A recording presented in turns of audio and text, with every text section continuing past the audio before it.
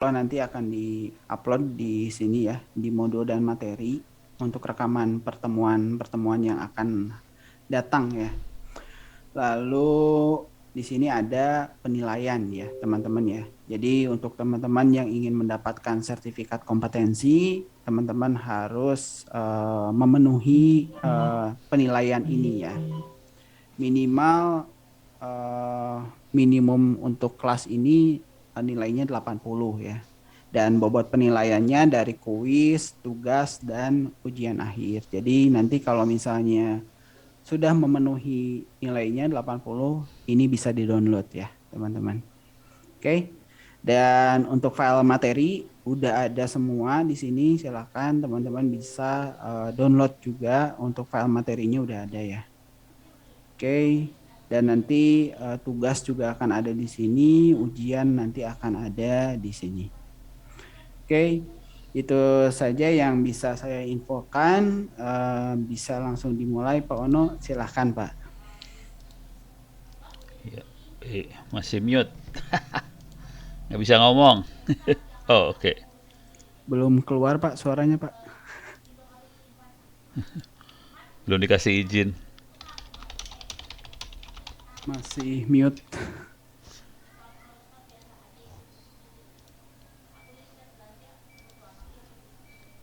Oh, sebentar, Pak Ono. Ini saya lupa. Make host. Oke, silakan Pak Ono. Oke. Terima kasih Mas Fikar. Selamat malam semuanya. Assalamualaikum warahmatullahi wabarakatuh. Saya tambahin lagi. Ini video saya nggak bagus ya, saya matiin aja ya. Jelek pisan soalnya. Saya tambahin lagi aja. Teknik buat lulus nih, sebenarnya saya tambahin teknik buat lulusnya dulu nih. Yang penting mah itulah. Buat lulus, tadi Mas Fikar bilang ada kita harus ngerjain kuis, tugas, ujian dan sebagainya. Nah, sekarang tekniknya bagaimana caranya kita perlu nyontek dan sebagainya lah. Intinya gini, kalau Anda pengen belajar, nanti kan ujiannya kan terbatas, ininya ya. Jumlah ujiannya terbatas, kesempatan buat ujiannya terbatas. Kalau mau latihan, silahkan masuk ke opencourse.itts.ac.id. Saya ulang lagi, kalau nggak ini saya paste aja di chat ya. Alah, saya belum ini lagi, bentar. Chatnya buka dulu. Oke. Oh, nggak bisa ya? Waduh, oke. Oh, chatnya nggak kelihatan langsung. Hah, chatnya hilang. Gimana caranya biar biar saya bisa ngelihat Zoom sama chat sekalian? Ya udah. Ini apa? Jadi silakan masuk ke opencourse.itts.ac.id, masuk ke cybersecurity, di situ ada ininya sih, quiz-quiz dan sebagainya. Silahkan dipakai buat latihan yang ini. Jadi sini ada quiz konsep TCP/IP, ada quiz di bawah-bawah sini ada quiz intrusion detection system, pertahanan host segala macam. Silahkan dikerjakan kuisnya. Kalau ini tidak ada batasnya, mau berkali-kali ujian juga silahkan. Oke, ini bisa dipakai berulang-ulang. Dan ini nanti kalau ini udah nilainya lumayan bagus, kalau ngerjain ujian yang ada di Cyber Academy, mudah-mudahan jadi lebih selamat gitu. Jadi ini dipakai buat latihan. Jangan latihannya di Cyber Academy, soalnya kesempatan ujiannya terbatas kalau di sana, kalau di sini unlimited lah kira-kira gitu. Beres ya, ini buat ujian kuis. Nah, buat tugas-tugas, barangkali salah satu yang terakhir, saya nggak tahu lupa tugasnya apa aja sih. Barangkali kalau tugas-tugas yang terakhir kayak ISO 27001, jadi kalau untuk tugas-tugas, coba cari template. Intinya itu aja. Coba cari template. Misal, template untuk laporan pentest. Template untuk audit ISO 27001. Jadi coba cari template di Google. Nah, dengan template itu kerja Anda jadi mudah soalnya.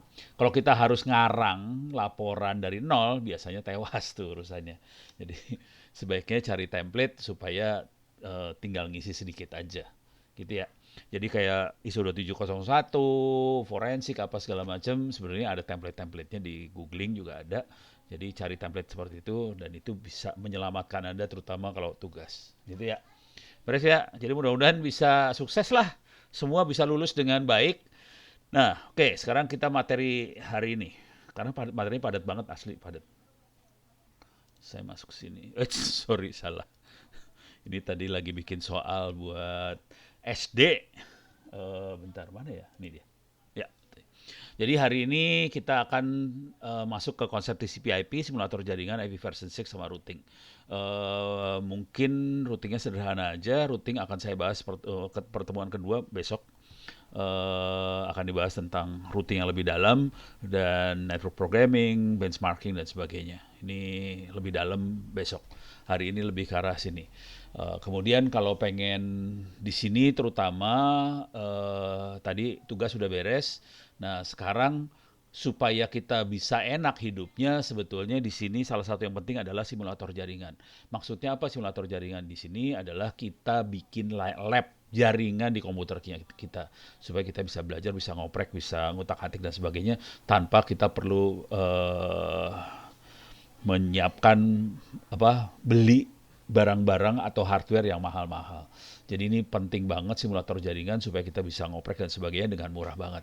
Nah, simulator jaringannya, jadi saya loncat ke simulator jaringan dulu, baru nanti ke yang topik-topik yang lain. Oke, simulator jaringannya di sini yang bisa kita pasang di komputer kita adalah satu ini.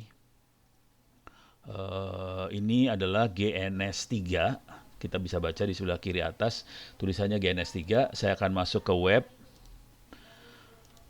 GNS3. Nah, ini kalau ada pertanyaan sebenarnya bisa chatting, cuman saya nggak bisa lihat chattingannya nih. Bingung, gimana ya? Bingung saya. Ini chattingnya nggak kebaca nih. Nggak ada chattingannya. Ya udah. Entah kenapa chattingannya nempel sama Zoom-nya. Ya, jadi saya nggak bisa baca nih. Biasanya saya gayanya kan sambil saya ngomong silakan ada chatting kalau ada pertanyaan supaya nanti saya langsung bereaksi. Kalau ini bisa kepaksa saya stop screen, saya baca chattingan. Oke. Jadi satu GNS3 ini penampilannya kira-kira seperti ini. Nanti saya jelaskan lebih dalam tentang GNS3. GNS3-nya itu bisa di-download free, gratis. Ini download GNS3. Jadi GNS3-nya bisa di googling, kemudian di download ada buat Windows, Mac, sama Linux. Silahkan di download tiga-tiganya. Cuman GNS3 ini kita berbeda dengan paket tracer yang hanya terbatas untuk Cisco aja. Kalau GNS3 bisa macam-macam. Nah, supaya bisa mensupport macam-macam, dia akan nempel sama VirtualBox sih sebenarnya. Ini VirtualBox-nya ditempel. Ini jujur dulu ya, komputer saya baru diinstal. Baru diinstal, ini umurnya baru semingguan lah kira-kira. Ini Ubuntu 21.10 baru diinstal karena kemarin udah mulai kacau dalamnya. Karena banyak dioprek-oprek, ini pun harus diformat lagi sih sebenarnya. Masih ada yang gagal, saya tidak berhasil instalasi Orange sih sebenarnya. Nah, ini VirtualBox-nya saya install minimal banget untuk kebutuhan kita di cybersecurity analyst ini. Kita ada Kali Linux sama Kali Linux buat attack, buat nyerang, sama korbannya Metasploitable. Cuman kalau mau enak sih sebetulnya saya bikin server sendiri buat diserang. Cuman di sini saya nginstalasi beberapa tool untuk cyber security-nya juga. Kalau di Metasploitable benar-benar buat diserang aja, tidak ada pertahanan sama sekali. Kalau yang di sini kita bisa deteksi serangan segala macam yang di korban ini. Oke. Kemudian di sini ada beberapa mikrotik. Nah, kebetulan yang server korban ini nggak bisa di-download dari internet nih masalahnya. Cuman catatannya ada di sini. Ups. Ono Center ORID/wiki. Masuk ke Kali Linux. Masuk Kali Linux, di sini ada server korban. Di sini diterangkan cara bikin server korbannya seperti apa. Cuman saran saya, Anda nggak usah terlalu serius bikin server korban. Saran saya sih mendingan download Metasploitable. Jadi masuk ke Google aja, Metasploitable. Oke, ini bisa download, bisa diambil. Dengan tool-tool ini, Metasploitable, terus ada server korban, Kali Linux segala macam. Tujuan utamanya dari training ini adalah Anda bisa jadi cyber security analyst. Jadi menganalisa, belum sampai jadi auditor loh. Jadi kalau auditor ada proses satu proses harus ngapalin checklist sih sebenarnya. Tapi di sini kita bisa jadi analis sebenarnya lebih ke asistennya auditor tadi. Jadi ada yang ngaudit security itu ISO 27001. Kalau kita yang bantu auditornya buat nganalisa masalahnya di mana, melakukan pentest apa segala macam. Jadi kita lebih ke analis ya, bukan ke auditornya. Tapi kalau udah ngerti analis ke auditor mah gampang sih sebenarnya. Cuman saya nggak tahan jadi auditor karena harus ngapalin macem-macem. Apalannya banyak banget. Jadi enakan pakai checklist. Cari template di internet itu lebih enak jadi auditor. Kira-kira kayak gitu. Beres ya. Jadi ini bisa di-download Metasploitable, terus yang server korban ini bisa dibuat sendiri. Cuman ini DVWA-nya udah berubah sih sebenarnya versinya 1.10. Belum sempat saya coba. Ini bisa dicoba-coba lah. Ini bisa ditambah kurangin sih kira-kira. Untuk security-nya ada di di sini nggak ditulis nih. Nggak ada. Nggak kelihatan. Tapi kalau di server benernya saya, ini dia nih security lah. Ini dia. Oke. Security-nya cuma itu aja sih. Kalau firewall udah built-in di dalam, kita bisa aktifkan firewall segala macam di server Linux Ubuntu. Kalau Snort kita perlu install Snort untuk deteksi serangan, kira-kira kayak gitu. Oke. Nah, ini dua. Nah, sekarang kalau pengen ngopi buku-bukunya, buku sama file segala macam, saya kasih lihat dulu bukunya di sini. Var, data, library, books. Nah, ini buku-bukunya silahkan di copy sih. Ini saya kasih lihat aja, icip-icip aja ya. Cyber security, ini dia di atas. Oke. Ini buku cyber security yang ada di saya. Silakan. Ini saya kasih cip-cip aja seperti apa buku-bukunya. Ini bukunya kelihatan judulnya dulu. Ini judulnya udah kacau. Eh, ini ada Cybercrime and Cyber Terrorism Investigator Handbook. Kalau mau enak sih, paling enak kalau cari buku dengan judul Damis. Nah, ini banyak banget dengan judul Damis. Dan ini enak bacanya kalau yang mau bentuknya checklist, handbook. Salah. Handbook. Nah, kalau ini lebih apa ya? Kok nggak ada? Tadi ada.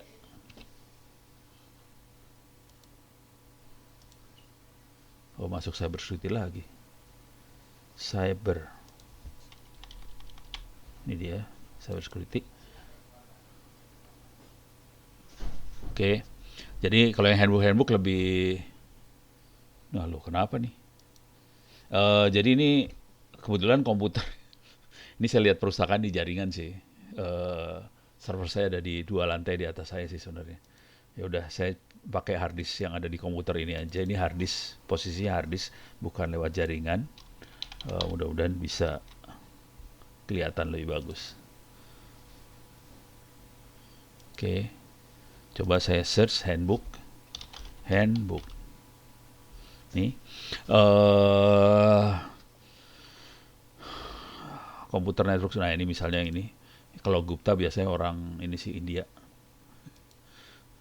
Oke, kita biasanya ini kumpulan orang nulis sih. Kalau yang kayak gini nggak gitu bagus sebenarnya. Nah, jadi bukunya kira-kira kayak gini sih, kira-kira biar kebayang. Tapi ini buku yang terlalu berat buat kita sih sebenarnya, karena terlalu teoritis. Kalau ini buat mod security itu di Apache biasanya supaya kita bisa deteksi serangan ke web. Nah, kalau ini lebih praktis. Oke. Ini praktis banget sih. Kalau kita lihat kelihatan banget dia praktisnya nih. Udah kayak gini. Nah, ini kan udah coding banget nih ya. Ini udah coding banget. Jadi ada buku-buku yang bentuknya konsep, teori, model, matematik. Ada juga yang berbentuknya hands-on, praktis, dan sangat coding seperti ini. Oke, bisa di copy semuanya. Silahkan kirim harddisk. Saya kasih URL-nya kalau gitu. Oke, saya kasih lihat aja. Ada di Ono Center, wiki. Masukkan keyboardnya ebook, terus ke bawah ebook. Nah, sini saya copy aja, paste. Kepaksa saya stop share sambil lihat. Oke. Nah, ini URL e-booknya saya posting di. Iya, chatnya ada. Iya, minta maaf nih. Chatnya ada, cuman kalau saya share screen, chatnya hilang. Saya nggak bisa lihat chat itu yang masalah di saya. Jadi saya nggak bisa. Gimana caranya ya? Atau bisa dilepas nggak ya? Pop out. Oh iya, oke oke, lepas.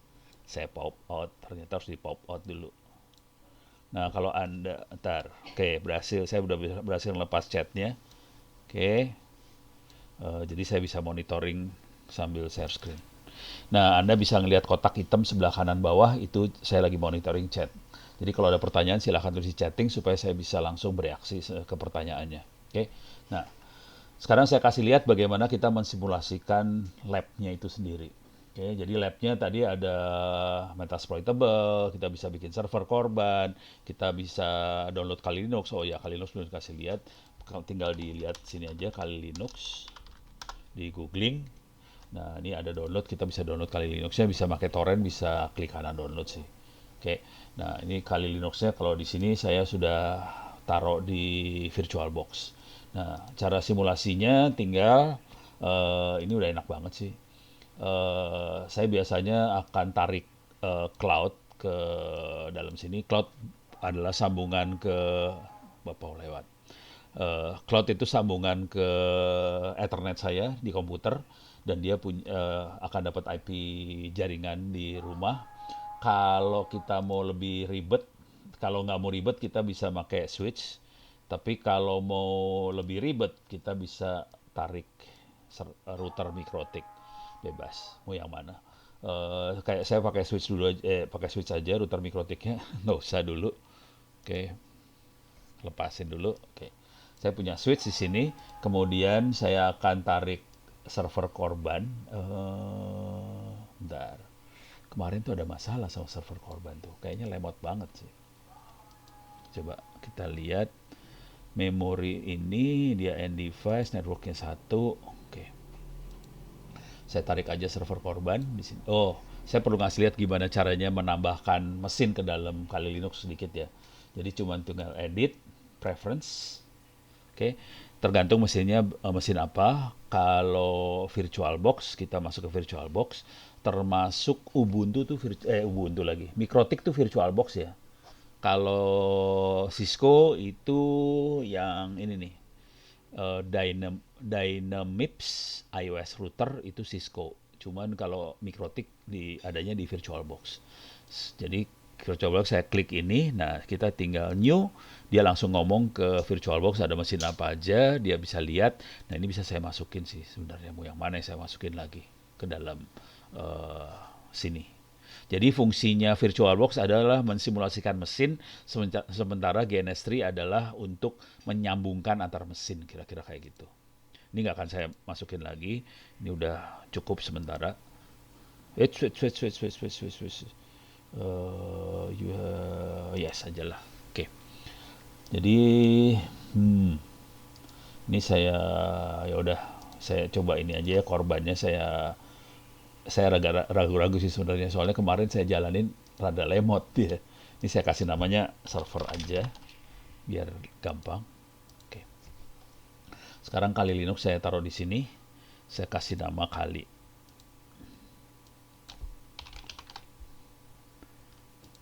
Oke. Nah, sekarang kita tinggal nyambungin makhluk-makhluk ini. Kita klik colokan LAN, kita klik dari sini saya masukin ke cloud, terus dari sini saya masukin ke switch. Kalau switch kita nggak usah mikir ya. Kalau pakai router kita harus mikir ntar mana yang WAN, mana yang LAN. Kalau ini kan colok semuanya aja langsung nyambung. Oke. Nah, supaya aman saya nggak ngehang komputernya, saya akan nyalain satu-satu. Kalau saya klik yang start yang ini, semua node akan nyala sekaligus dan komputer saya kemungkinan bisa hang. Jadi supaya saya hidupnya rada enak, ini pertama saya Kali Linux dulu, saya start dulu. Kalinya saya start dulu. Oke. Ntar. Ini webnya ada yang bermasalah nggak? Ini saya tutup juga. Ini semua yang nggak kepake saya tutupin. Ini nggak apa-apa. Oke, kayaknya udah cukup. Oke, Kali Linux sudah mulai nyala. Sekarang server saya nyalain juga. Jadi nyalainnya satu-satu sih. Kemarin saya punya pengalaman buluk, saya nyalain sekaligus, langsung ngehang dengan kondisi saya lagi webinar, lagi Zoom. Komputernya ngehang, pening langsung kepala. Urusannya parah banget tuh. Oke, ini lagi loading, Kali Linuxnya loading. Oke. Eh, yang akan saya kasih lihat sini adalah ini saling dapat IP. Nah, sambil ini nyala, nanti saya akan kasih lihat yang ini sih sebenarnya. Mana materi? Nih, konsep TCP/IP. Ada pertanyaan dari Mas Oto Imanullah. Nama aplikasinya GNS3 kah? Ya betul. Yang untuk nyambungin antar ini ya, yang menyambungkan antar mesin itu GNS3. Betul. Dan itu free. Bisa di Windows, bisa di Linux, bisa di macOS. Cuman pengalaman saya sih lebih stabil di Linux sih, jujur. Oke, sebelum jalan terlalu jauh urusan TCP/IP, saya pengen nanya dulu ke Anda semua. Silakan ditulis di chatting ya. Saya monitoring chatting, kelihatan ada kotak hitam sebelah kanan. Pertanyaannya gini, di TCP/IP kan ada lapisan-lapisan protokol. Pertanyaannya ada jumlah lapisan itu ada berapa? Silakan ditulis di chatting. 7. Iya, semuanya langsung 7. Oke. Yakin lu 7? TCP/IP ada 4, ada yang 5. Nah, udah mulai ada jawaban yang lain tuh 4, 5. Oke. eh Pertanyaannya, ini kan kalau jadi saya nggak akan nyebut dulu yang benar yang mana ya, biarin aja dulu, nanti kita lihat. Pertanyaannya, eh berapa orang di Zoom ini yang pernah lihat lapisan TCP/IP itu sendiri? Pernah lihat dan ngelihatnya pakai apa? Mati lu. Silahkan ditulis berapa orang yang pernah lihat. Oke, satu orang pernah lihat, dua, tiga, tiga orang yang pernah lihat pakai Wireshark semua ngelihatnya. Oke, oke, ya hanya tiga orang nih yang pernah lihat ya. Empat, lima, Wireshark semua. Oke, lumayan banyak pakai Wireshark semua. Jadi kalau pernah lihat, saya yakin jawaban Anda sebenarnya lapisan TCP/IP ada berapa? Suka-suka yang coding sih sebenarnya. Jadi jawabannya bukan 7, bukan 5, bukan 4 sih sebenarnya. Suka-suka yang lagi coding aja. Tergantung kebutuhan. Nanti kita lihat, bener kagak sih? Gitu. Jadi kadang-kadang bisa 3, kadang-kadang bisa bisa 7 boleh, bisa 5 bisa, kadang-kadang 9 bisa loh, jangan khawatir. Jadi lapisannya suka-suka yang coding. Nah, kalau nggak pakai NS3 jaringan, kalau pakai bentar, deh. Berapa lapis ratusan tatar. Ini ada komentar atau pertanyaan dari Mas Luki Rustianto. Kalau nggak pakai NS3, jaringan kalau pakai VirtualBox internal bisa nggak atau harus? Oh, oke. Maksudnya jaringannya pakai internal ya, VirtualBox. Bisa. Jadi kalau kita nggak kompleks jaringannya, jadi kalau jaringannya tidak kompleks nih ya, jadi kita pakai internal VirtualBox, kita bridging ke LAN. Jadi di VirtualBox-nya kayak gini nih ntar. Kalau kita nggak mau, kalau jaringannya tidak kompleks ya, misalnya saya kasih lihat ini settingannya, settingan metasploitable-nya. Nih. Nah, ini di network, yang kuncinya di networknya, saya bisa pakai bridge adapter supaya bisa connect ke LAN yang ada di komputer saya. Jadi semua bisa connect ke LAN yang sama. Nanti kita bisa komunikasi antar komputer virtual, komputer host, sama itu bisa komunikasi semua. Tapi ini posisinya harus bridge. Kalau NAT nggak bisa ntar. Jadi harus bridge. Jadi saya biasanya mainnya di bridge adapter ini. Oke, terus pastikan ini connected nih, kabel connected. Itu aja sih. Cuman kalau udah mainan kayak gini, di jaringan kita perlu ada DHCP server supaya bisa ngasih IP address ke komputer-komputer yang ada di VirtualBox tadi. Atau komputer VirtualBox-nya di set IP address-nya static. Gitu ya. Intinya kalau nggak ada IP address jadi nggak bisa komunikasi. Itu aja sih. Jadi butuh DHCP server supaya bisa komunikasi doang. Kira-kira gitu. Beres ya? Oke. Coba lihat lagi ke bawah. Ada pertanyaan lagi. Suka-suka Pono jawabannya. Iya, iya, iya, maaf. eh Kalau pakai VM dengan tipe ini nggak kelihatan. Bisa kan Pak? Ya betul. Bisa pakai bridge. Kalau summary-nya kalau mau praktek minimal banget memang VirtualBox saja. Minimal banget. Cuman kalau kita mau praktek yang serius terutama yang bentar, mana sih? Nih, nih yang advanced routing nggak bisa pakai VirtualBox doang kalau advanced routing. Soalnya besok mudah-mudahan saya bisa demokan 3 mikrotik kita koneksi satu sama lain dan kita bisa mainan BGP lah, SPF segala macam. Nah itu nggak bisa VirtualBox doang. Itu perlu GNS3-nya. Soalnya nggak bisa pakai VirtualBox saja kalau udah yang advanced routing nggak bisa. Jadi kalau hanya sederhana aja seperti yang di sini sekarang, ini bisa pakai VirtualBox saja. Jadi servernya connect ke bridge ke host komputer yang kita pakai lewat VirtualBox, Kali Linux ke VirtualBox bisa. Ininya jadi adapternya kita jadi switch, nggak masalah itu bisa. Kalau kita pengen agak kompleks sedikit, seperti saya akan pakai misalnya mikrotik, saya tarik ke sini, oke, ada mikrotiknya. Switch ini diganti sama mikrotik, nggak bisa pakai VirtualBox. Jadi kalau sederhana aja, pakai switch aja ini bisa. Tapi kalau kita udah mulai rumit, nggak bisa. Gitu ya. Oke.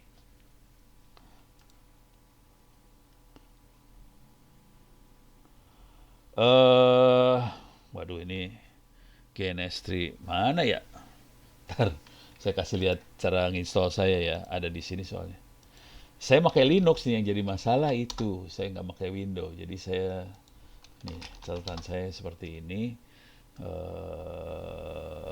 Ini instalasinya seperti ini sih.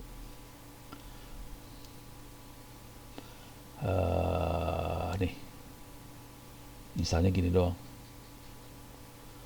GNS3 GUI, IOU, server. Sekalian sama VirtualBox-nya diinstal. Jadi instalasinya seperti itu. Gitu ya. Waduh MNC Play bisa rusak sebandung ya. Oke. Ya minta maaf ya pakai Windows. Karena kalau udah aplikasi kayak gini rata-rata developernya di Linux, minta maaf aja dah. Windows pening kalau udah kayak ginian sih. Jadi ini kebanyakan Linux. Jadi yang saya install kayak gini ya. Kalau di Windows ya dicoba aja. Kayaknya saya nggak tahu juga sih. Kayaknya sih, bentar saya baca tadi apa sih? Web client, desktop, VM. Mana ya? Kalau web client kayaknya bukan deh. Desktop kayaknya desktop ya. Antara desktop VM sih, nggak tahu yang benernya yang mana sih. Kalau selain Ubuntu, biar stabil komunikasinya, pengalaman saya belakangan ini saya udah mulai sebel sama Ubuntu sih jujur buat server. Mendingan Debian. Jadi belakangan ini saya udah mulai pakai Debian sih buat server ya belakangan. Kenapa? Karena Ubuntu nggak bisa di 32 bit, Debiannya bisa. Itu aja sih. Desktop sama VM-nya. Oke, VM-nya buat nyambungin ke desktop. Oh, VM-nya buat nyambungin ke virtual. Oh, jadi dua sekaligus ya. Desktop sama VM dua-duanya diinstal ya. Oke, terima kasih buat Mas Arjuna. Oke, itu ada jawaban dari Mas Arjuna. Jadi GNS3-nya desktop sama VM diinstal sekaligus. Ya minta maaf saya nggak pakai nggak pakai Windows, jadi kagak ngerti gue. Oke, kita lanjut. Sekarang saya akan coba jalankan nih makhluknya. Ini udah mulai jalan. Kita pengen lihat. Saya kasih lihat sedikit aja ya, icip-icip aja. Terutama buat ngasih lihat yang TCP/IP tadi. Oke, saya masuk ke dalam ininya. Nah ini, oh, oke, oke. Nah ini lemot nih, servernya rada lemot. Ini juga rada lemot nih. Waduh, kacau nih. Mudah-mudahan gak ada masalah ya. VM apa saja yang harus kita install? eh Kalau buat belajar-belajar aja bisa Metasploitable sama Kali Linux. Udah, cuma dua itu. Kebutuhannya sih cuma dua itu aja. Ini Kali Linux lagi kita lihat di depan mata. Ini Kali Linuxnya lagi on. Satu lagi Metasploitable. Cuman saya tidak pakai Metasploitable sekarang. Saya lagi pakai server yang saya buat sendiri, namanya server korban. Tapi kurang lebih nggak beda jauh lah sama Metasploitable. Gitu ya. Server korban saya pakai Linux Mint, bisakah? Bebas sih, bisa-bisa aja. Cuman bedanya di server korbannya itu ada ini. Saya kasih lihat deh. Di server korbannya ada DVWA sih. Ada ini sih sebenarnya DVWA. DVWA. Nah, ini ada makhluk ini sih sebenarnya di server korbannya ini.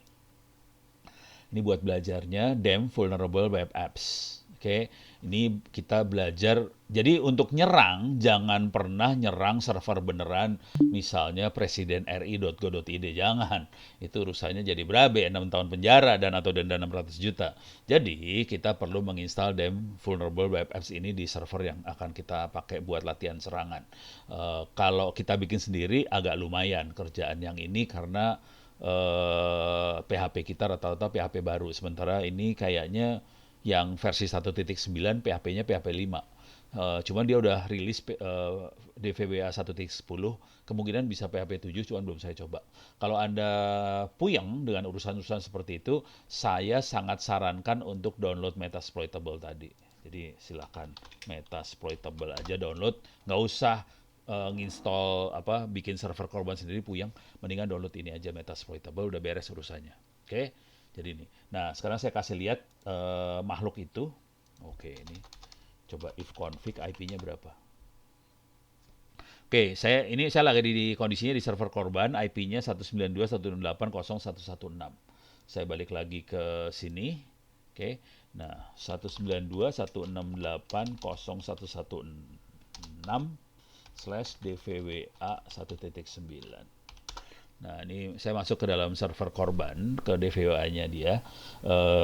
Mudah-mudahan agak cepat nih. Tadi kelihatan username-nya admin. Nah, ini bentuknya kayak gini nih. Password. Nah, ini buat latihan. Latihan perangnya di sini sih sebenarnya. Supaya kita hidupnya enak. Masuk ke DVWA security. Kita rubah jadi low. Security-nya low. Defaultnya dia biasanya impossible, jadi nggak bisa diserang. Supaya kita hidupnya enak, low-in aja supaya bisa diserang, kira-kira kayak gitu. Ini ada pertanyaan dari Mas Beli Made Widiarta. Bisa nggak untuk server korban saya pakai CentOS dengan CWP sebagai kontrol panelnya? Silahkan aja sih. Intinya waktu kita belajar, kalau ini udah enak ya, ini saya kasih lihat dulu yang namanya DVWA ya. Ini udah enak buat latihan serangan ya. Misalnya kita pengen belajar brute force, tinggal klik brute force. Di sini udah siapin menunya buat brute force. Kita pengen command injection, dia akan siapin menu buat command injection. Kita pengen SQL injection, dia akan siapin menu buat SQL injection. Mungkin nanti pertemuan minggu depan atau apa, saya akan kasih lihat bagaimana belajar perang yang ininya ya. Jadi dikasih lihat juga, saya demoin langsung gimana tekniknya misalnya SQL injection. Jadi yang mau pakai CentOS, pakai apa terserah sih sebenarnya. Yang penting bisa nginstall DVWA. Kalau kagak bisa nginstall DVWA berabe urusannya. Itu aja sih yang jadi masalah. Itu aja sih. Jadi silakan aja mau pakai CentOS atau apa, nggak apa-apa. Kalau saya cenderungnya saya akan download Metasploitable sih supaya saya nggak nginstall apa-apa lagi. Tinggal pakai gitu. Kebetulan ini saya jalanin server korban ini ya. Nah, sekarang jadi kira-kira poinnya cuma itu aja sih. Beres ya. Nah, sekarang saya kasih lihat arsitektur dari TCP/IP itu sendiri. Kalau tadi kan ada yang 7, ada yang 4, ada yang 5, segala macam. Nah, buat Anda-Anda yang belum tahu, sebetulnya bisa dilihat paling gampang. Ini saya mungkin akan review sedikit tentang Kali Linux itu sendiri ya. Jadi Kali Linux, tapi ini bukan satu-satunya, masih banyak sistem operasi lain yang bisa kita pakai untuk melakukan pentest dan sebagainya itu. Kali Linux bukan satu-satunya, cuman Kali Linux banyak dipakai sama orang, makanya referensi-referensi tentang Kali Linux jadi banyak. Jadi enak kalau belajar pakai Kali Linux. Itu aja sih sebenarnya. Yang lain nggak kalah jelek, nggak kalah bagus, nggak kalah jelek, nggak kalah bagus ya gitulah. Jadi Anda boleh juga pakai yang lain sama aja sih sebenarnya. Nah, kalau kita ngelihat di sini, kalau kita ya komputer normal, kalau kita klik application kan ada Office, ada buat muterin lagu lah, muterin video segala macam.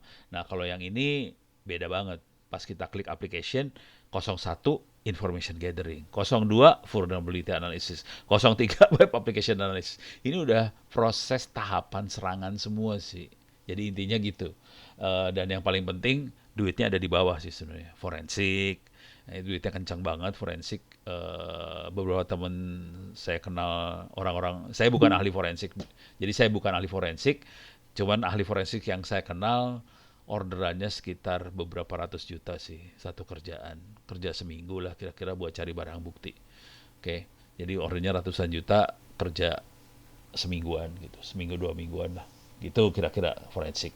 Cuman untuk bisa sampai level forensik, kita harus ngerti sistem operasi, ngerti jaringan, ngerti server, ngerti cyber security, hacking dan sebagainya, baru bisa masuk ke dunia forensik. Ya itu Joshua Sinabela salah satu orangnya lah. Ada beberapa orang sih, jangan khawatir. Salah satunya Joshua itu jago dia. Kalau saya kebetulan nggak sampai level itu, saya lebih ke dosen aja lah, kira-kira kayak gitu. Beres ya? Jadi kira-kira gitu. Nah sekarang, gua nggak tahu kalau adiknya Mahadi Samela, nggak ngerti dah gua urusannya keluarga gitu. Baik, sekarang saya akan kasih lihat sedikit tentang tadi arsitektur TCP/IP yang 7 layer apa segala macam. Buat anda-anda nih, ini yang jadi masalah besar adalah banyak dosen-dosen sama guru-guru TKJ, RPL segala macam di Republik ini ngajarnya bentuknya cuman kotak-kotak-kotak gitu. Jadi 7 layer kotak. Layer paling bawah adalah physical layer, di atasnya data link layer. Terus udah gitu network layer, udah gitu transport layer, udah gitu aplikasi kayak gitu kira-kira. Tapi bentuknya kotak tanpa pernah lihat dalamnya seperti apa, udah gitu cara kerjanya seperti apa. Nah, untuk mainan seperti itu kita biasanya paling enak kita melakukan sniffing atau spoofing. Sniffing, sorry bukan spoofing. Sniffing kita bisa pakai Wireshark. Jadi tadi udah kelihatan teman-teman yang udah lihat ada kira-kira 10 orang tadi ya, dari 50 berarti sekitar 20% sudah pernah lihat. Kita bisa pakai Wireshark, Wireshark bisa di-download. Oke. Wireshark bisa di-download di Google, di googling biasa. Ini saya coba pakai ini ya. Saya bisa cari Wireshark di sini.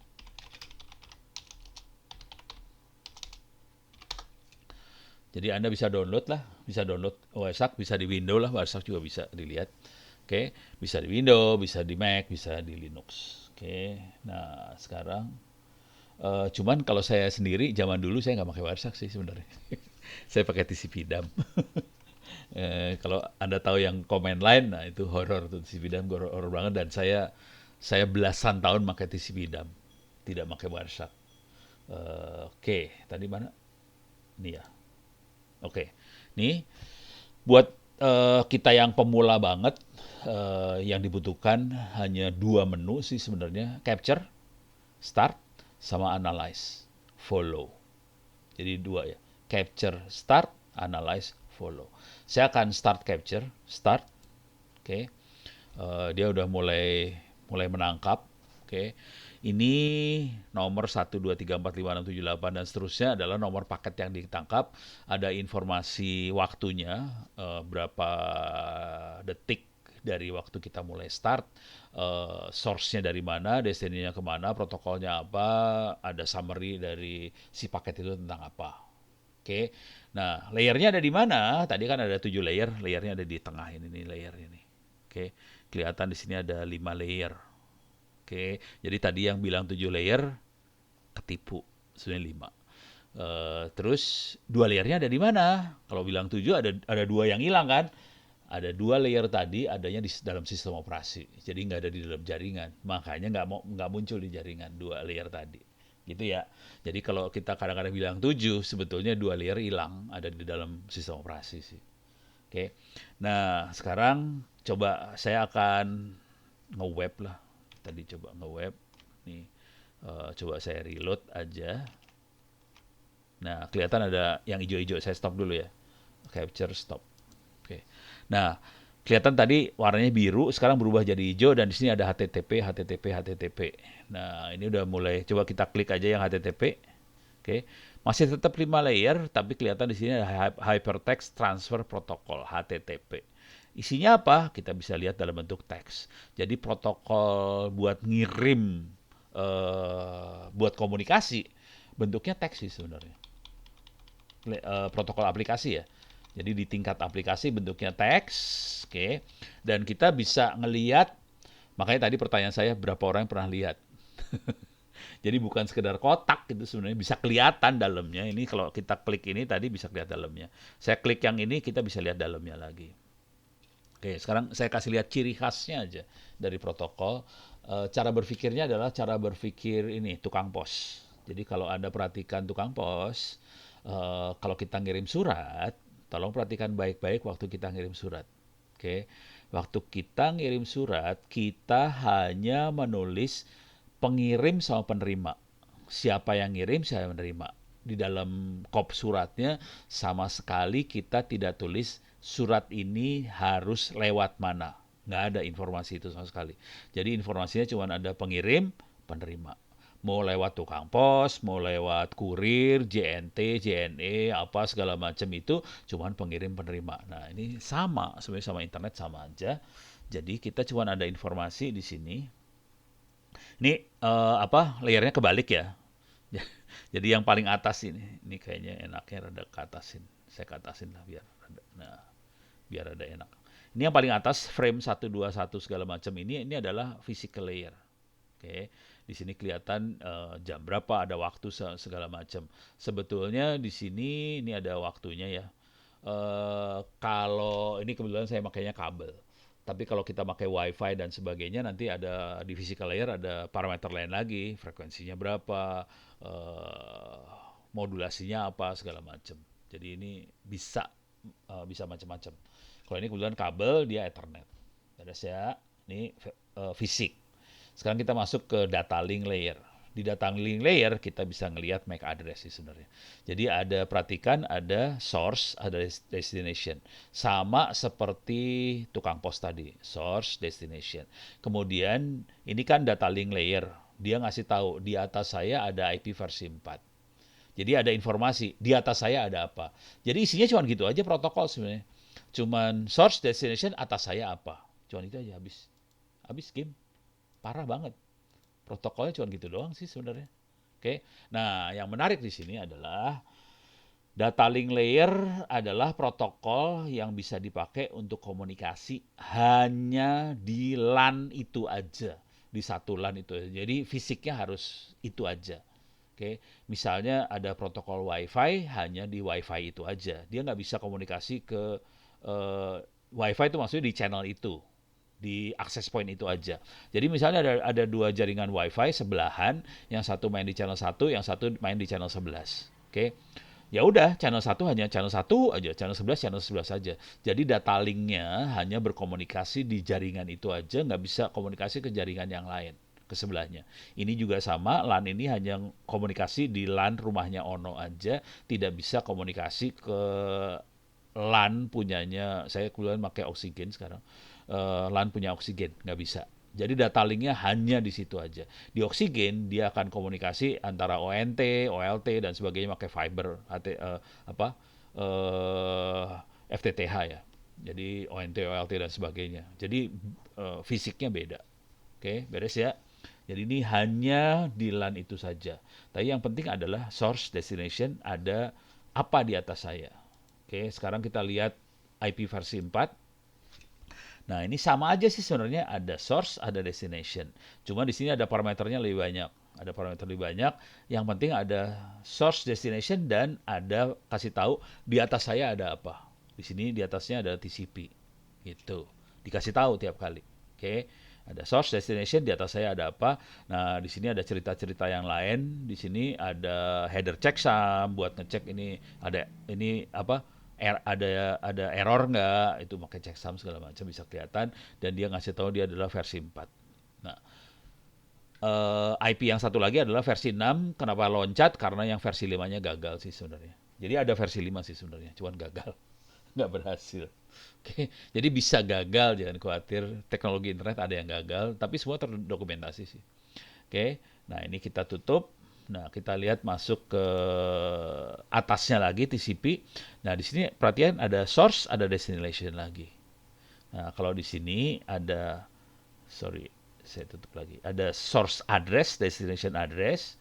Di sini ada source MAC address sama destination MAC address. Ini MAC address, oke. Terus yang sini IP address, source IP address. Kemudian di sini ada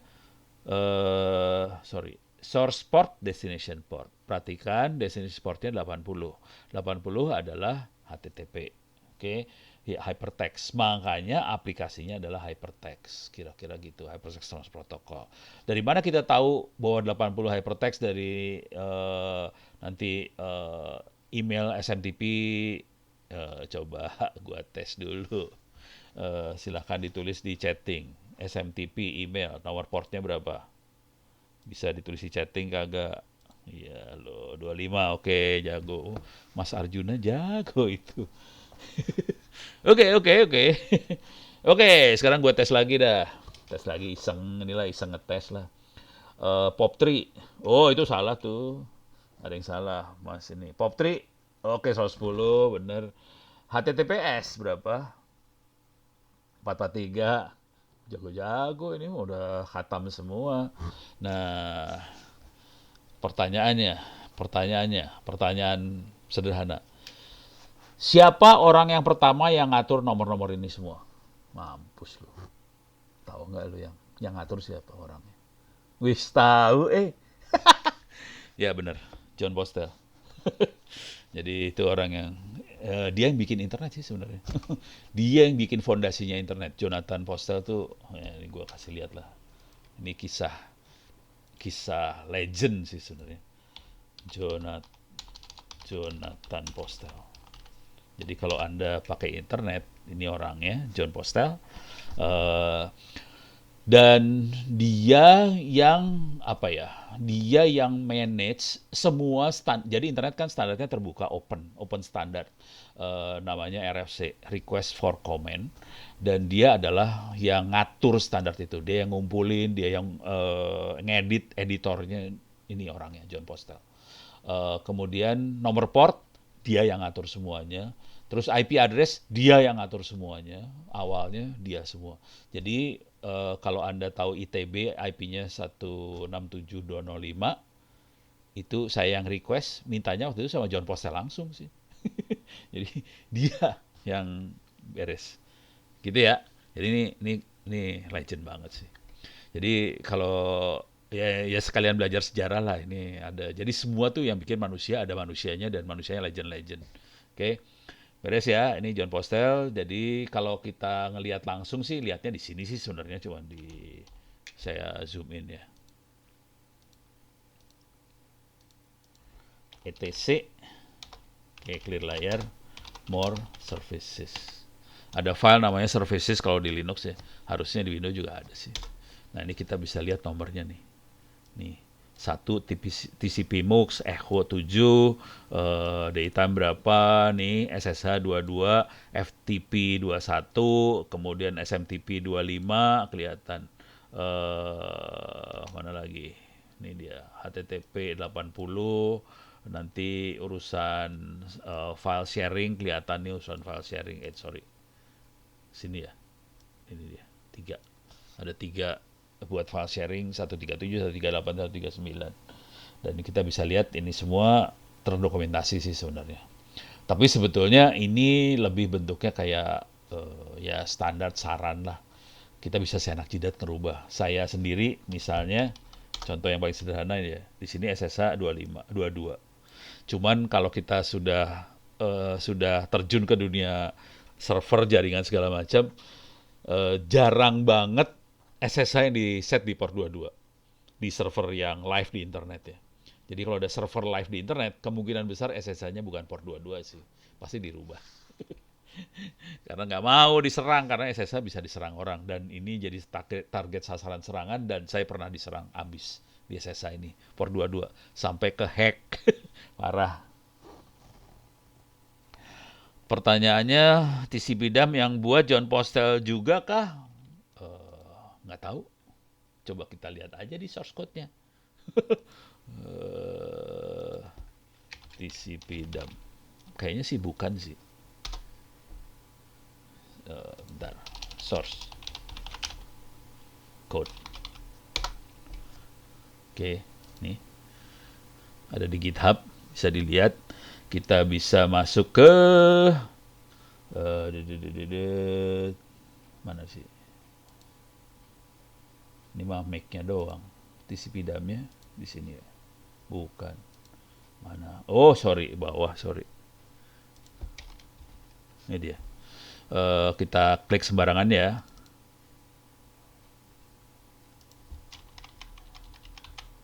Kagak ada. Mana tulisannya? Yang bikinnya siapa? Cuman University of California. Kayaknya bukan John Postel deh.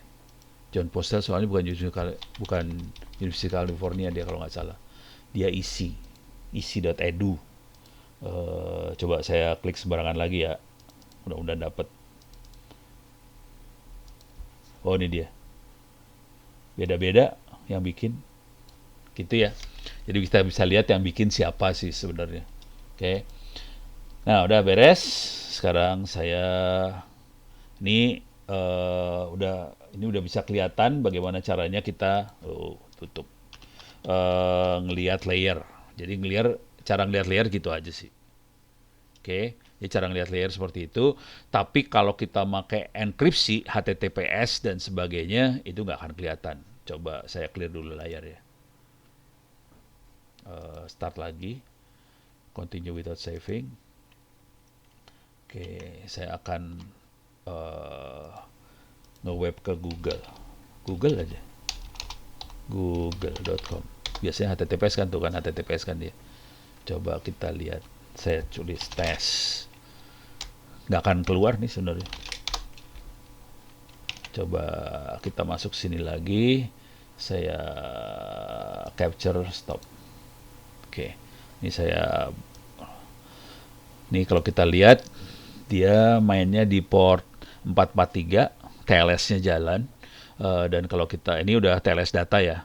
Coba kalau kita buka nggak bisa kebuka sih. Jangan khawatir. Ya, kalau udah di encrypt mati aja lo. Sorry. Ini TLS transfer layer security-nya nggak bisa kebuka. Udah encrypted kayak gini bentuknya, mateng. Coba kita, ini kan ketangkap satu ya. Sekarang kita analyze follow TCP stream. Nggak keluar.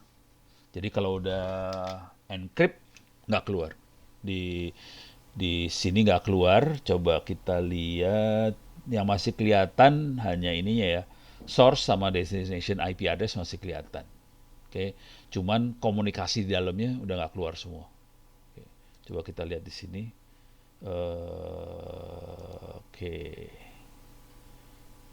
ini TCP. Oh, ini mah TCP doang. Jadi kita nggak bisa ngelihat aplikasi di atasnya udah hilang semua. Gitu ya. Standar HTTPS menggunakan 443. Apakah kita bisa pakai port lain untuk jadi HTTPS? Harusnya sih bisa sih. Harusnya bisa. Jadi kita bisa ngerubah sih. Kayak web kan 80 bisa kita rubah kemana aja. Sebenarnya harusnya bisa. Gitu ya. Cuman saya jarang. Jarang ngerubah HTTPS. Soalnya nggak ada kebutuhan sih sebetulnya. Jadi kalau udah di encrypt udah merasa aman, terus ngapain harus gua rubah lagi gitu. Kecuali kalau kalau kita emang serius ya pengen aman, super aman, tapi yang bisa connect hanya yang tahu aja. Cuman ya ntar browser yang seru urusannya itu biasanya. Yang kemungkinan bisa dirubah-rubah kayak gitu, walaupun enkripsi kita rubah, seringkali adalah yang VPN. Kalau VPN kita seringkali kita ngerubah portnya juga VPN. Walaupun dia di encrypt, tapi biasanya kita suka rubah.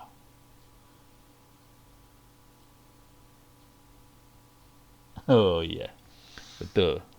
Tambahin 99 dong akhiran domain. Iya betul.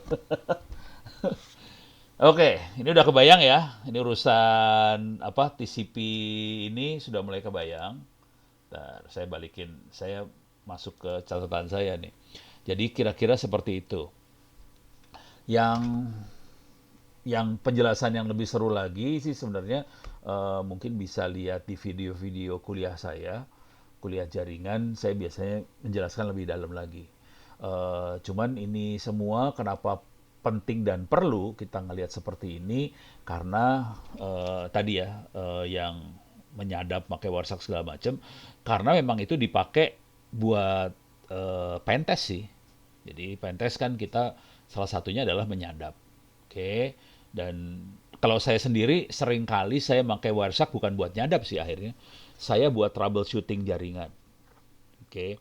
Jadi misalnya nggak sambungan nggak nggak stabil, kadang-kadang putus-putus. Nah, itu biasanya saya sadap dulu. Ini kenapa bisa putus-putus? Siapa yang bikin gara-gara? Nah, bisa kayak gitu. Dari situ nanti ya nggak tahu bisa macam-macam akhirnya. Jadi karena banyak sekali yang broadcast macam-macam di jaringan itu gila banget sih sebenarnya. Coba saya lihat ada broadcast yang gila-gila nggak? Ini saya tutup lagi. Ini saya start lagi ya. Capture-nya start.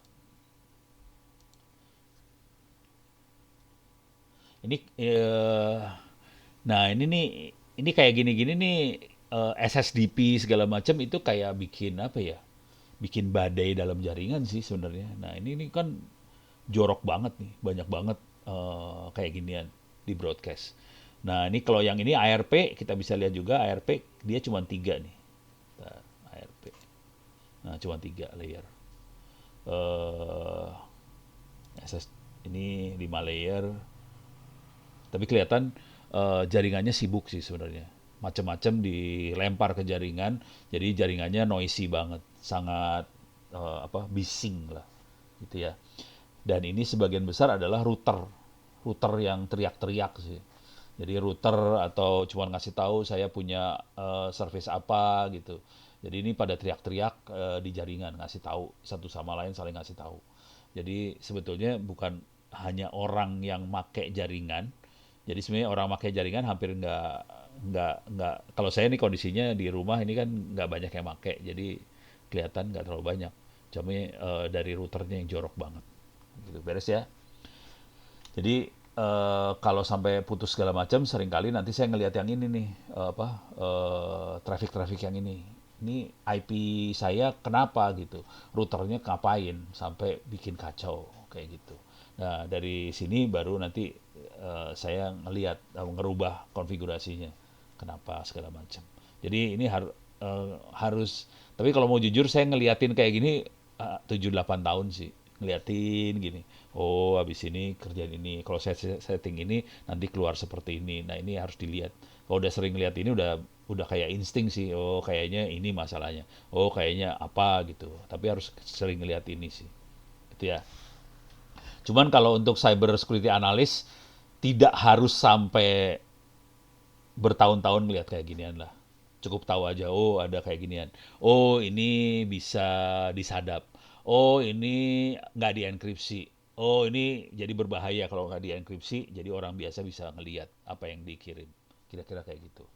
Oke. Nah sekarang ini udah beres. Eh Mungkin saya akan kasih cerita sedikit aja. Nah, yang ini nomor port ini, tadi kalau kita perhatikan web tuh portnya 80, tapi yang satu lagi portnya angkanya gede loh. Jadi rata-rata kalau klien portnya gede, sementara server portnya kecil, biasanya gitu. Cuman sekarang ini udah suka-suka sih sebenarnya. Server suka dikasih nomor gede juga. Kenapa dikasih nomor gede? Supaya hackernya nyangka itu klien, kira-kira gitu. Cara menipunya kira-kira gitu. Nah, terus kemudian di sini juga bisa kita lihat juga ini kebetulan UDP. Saya biasanya akan lihat di Windows. Mana Windowsnya dia? Header checksum. Oh, kagak kelihatan TCP Windowsnya. Kok nggak kelihatan ya? Flag offset. Oh, Windowsnya nggak kelihatan di sini. Ini UDP sih soalnya ya kali. Ya, sebenarnya di IP ada fasilitas buat Windows segala macam. Jadi ya kira-kira gini cara berpikirnya. Kalau kita pakai TCP terutama, TCP itu boros dari sisi waktu. Jadi untuk menghemat komunikasi, biasanya dia akan ngirim data sekaligus banyak. Misalnya 3 paket atau 4 paket sekaligus sebelum dikasih acknowledge semuanya. Jadi itu mainan di Windows sih sebenarnya. Jadi kita akan kirim 4 paket sekaligus, nanti 4-4-nya dapat acknowledge, baru kita kirim 4 lagi acknowledge. Kalau kita satu kirim nunggu acknowledge, satu kirim lagi nunggu acknowledge, jadi lemot, jadi lambat jaringannya. Jadi mereka di protokol dirubah supaya dia bisa secara cepat transfer data. Kira-kira gitu. Jadi objektifnya protokol kira-kira seperti itu sih. Gimana caranya kita bisa dengan cepat ngirim atau transfer data lagi tadi. Oke. Oke, ini beres kira-kira kayak gitu TCP. Ini beres ya. Oke, sekarang kita akan masuk ke IP versi 6. Biar cepet. Saran. Kalau Anda pengen belajar IP versi 6, sarannya paling enak sih IP versi 6 buku. Cari bukunya lah. Ada sih. Nih, penulisnya ada ditulis lagi. Ada di Tokopedia lagi, ada di Shopee lagi. Oke, jadi silahkan. Ini bukunya dalam banget. Cuman kalau nggak mau ngeluarin duit buat buku, silahkan lihat di sini. Jadi bisa nggak ngeluarin duit sih sudah. Masuk ke open course, ITTS HCID. Di sini ada kuliah IP versi 6 sih sebenarnya. Ini dia. Oke, ada kuliahnya IP versi 6. Ini bisa dilihat. Oke, kalau melihat bukunya bisa, kalau kuliahnya juga bisa. Di sini yang akan kerasa beda banget adalah makhluk-makhluk kayak gini nih, YouTube. Jadi ada YouTube-nya, dan kita bisa ngelihat di YouTube. Ini channel saya sih, ntar kalau masuk ke YouTube bisa lihat di channel saya. Itu lagi ngasih kuliah IP versi 6 sih sebenarnya. Jadi bisa masukin Ono Center IP versi 6. Oke, nih banyak bisa dilihat. Nah, sekarang saya akan langsung demoin aja live IP versi 6 seperti apa. Kalau yang sederhananya kira-kira kayak gini. Clear layar, if config. Nih, ini dia IP versi 6. Ini dia IP versi 6. Perhatikan baik-baik. Di satu interface, ini kan ENP3S0, ada satu IP versi 4, nggak bisa ada lebih dari satu, jadi IP-nya cuma satu, versi 4-nya. Cuman versi 6-nya banyak loh, hati-hati. Nah, itu yang seru. Jadi versi 6 beda banget dengan versi 4. Kalau versi 4, satu interface, satu IP versi 4. Versi 6, suka-suka. Bisa banyak banget IP-nya. Cuman IP-nya nggak manusiawi kayak gini bentuknya nih. Gitu ya. FDDC, E179, kayak gini ya, males banget lah, nggak bisa diapalin lah.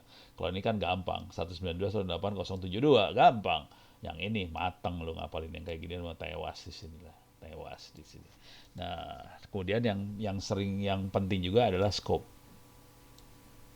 Scope-nya global, scope-nya link, scope-nya global, scope-nya global. Nah, yang global adalah dia bisa ke internet sih sebenarnya. Jadi scope yang ini dia bisa ke internet. Yang link ini, nah ini bedanya IP versi 6 sama versi 4 ya.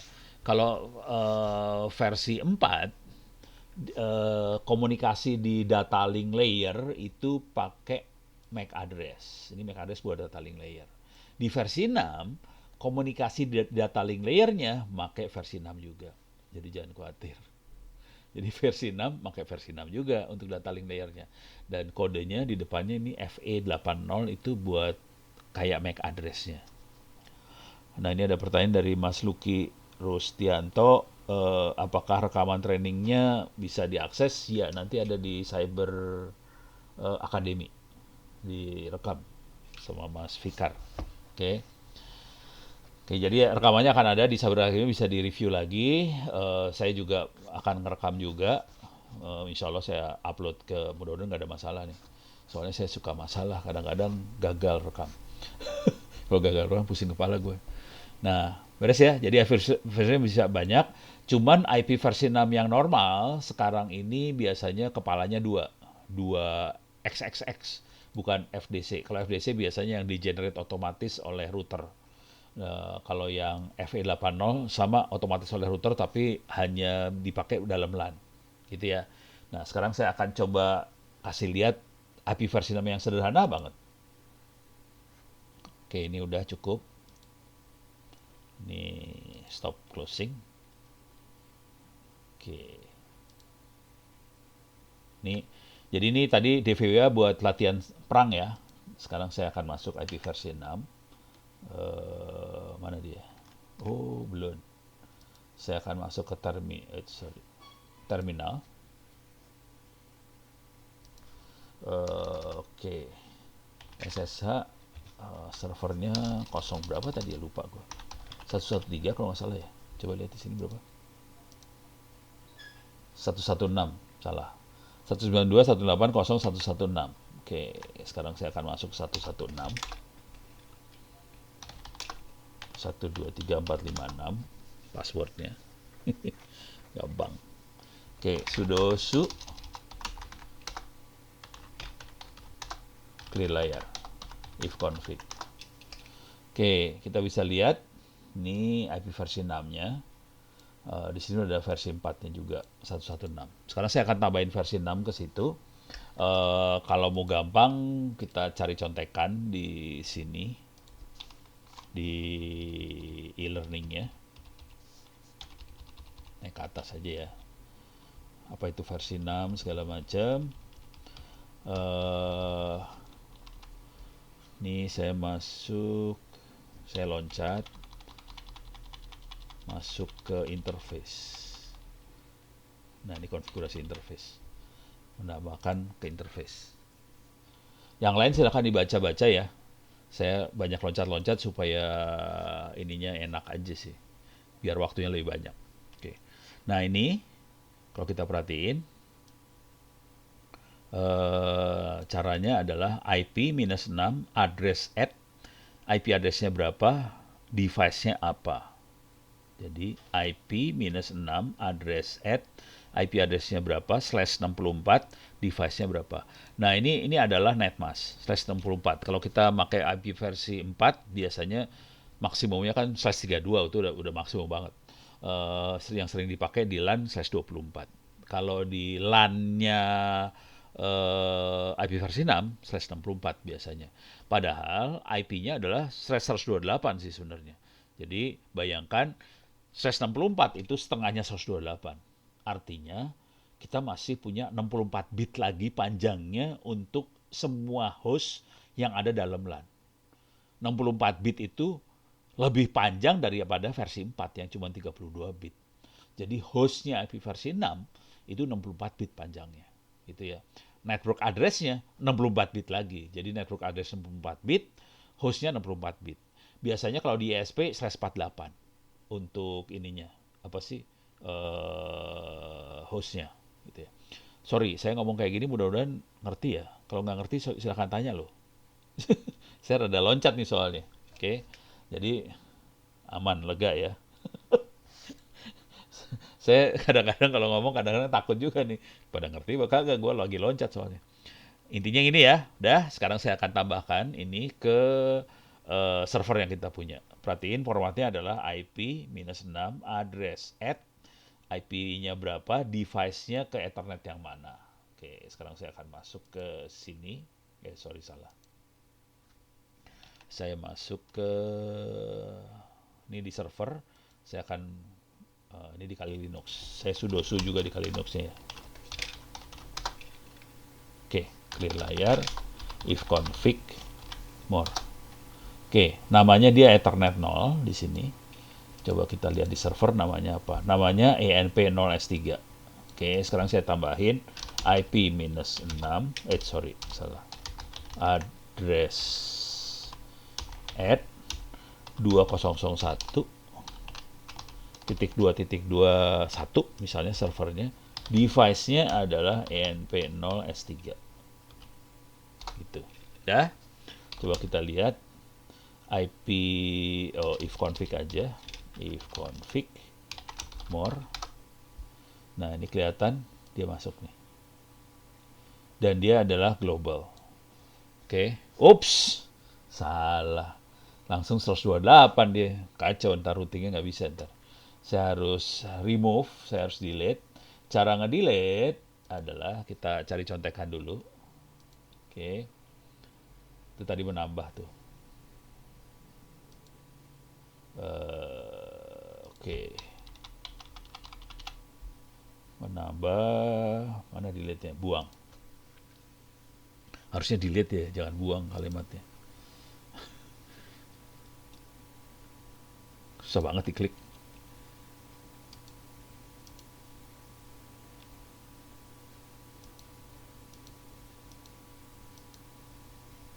Oke. Nah, tadi add, sekarang delete ya. Oke, sekarang saya akan, soalnya kelupaan tadi, sorry, salah. Oke, jadi saya kepaksa del. Sekarang saya add lagi, kasih /64. Oke, coba kita lihat lagi. Nah, ini udah 64 nih sekarang. Oke. Jadi karena saya kasih 104. Tadi kalau 128 saya punya masalah tentang routingnya, jadi saya nggak bisa ngeping segala macam karena dia 128. Jadi saya harus bikin 164 supaya dia tahu mana yang network, mana yang host. Oke. IP6 itu ada private public nggak, Pak? Ada private, ada public. Eh, ada, tapi kalau kita udah IP versi 6 seringkali IP publiknya masuk ke LAN juga sih. Tapi ada. Coba kita lihat di sini ya. Kalau ada pertanyaan kayak gitu, kita bisa lihat ke sini. Alah. Nah, oke. Naik ke atas di jenis-jenisnya terutama. Oke.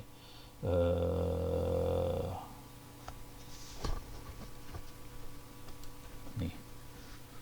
Di bagian networknya bisa kelihatan sih sebenarnya. Ini apa gitu. Ini ada link, ada lokal atau private, ada yang buat apa? Kayak apa tunnel IP6 di atas 4, ada yang dipakai multicast, ada yang unicast, ada anycast segala macam. Oke. Nah, ini link itu MAC address. Ini buat MAC address. FE80, FE90, FE8 berapapun, 9 berapapun.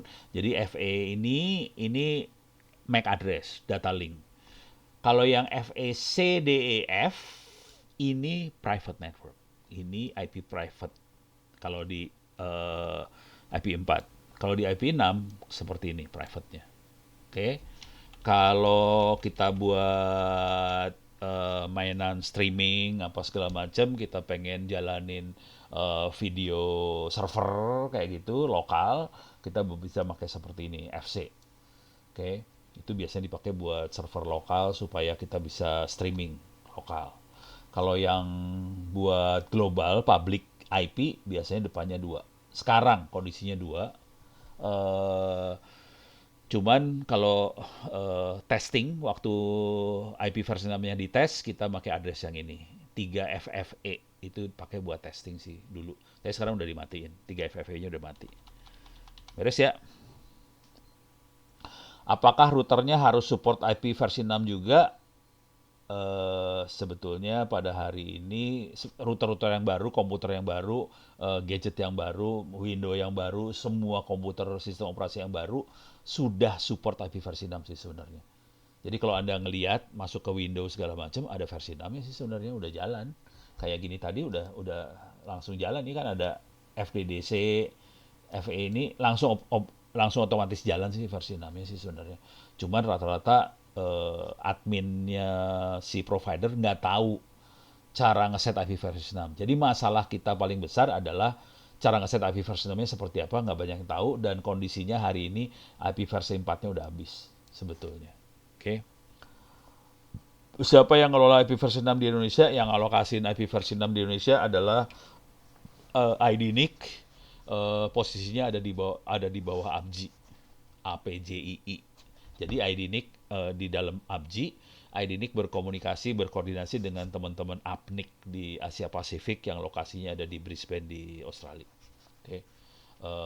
Bosnya namanya Sanjaya, salah satu, bukan bos itu, deputy lah, wakil wakil bos.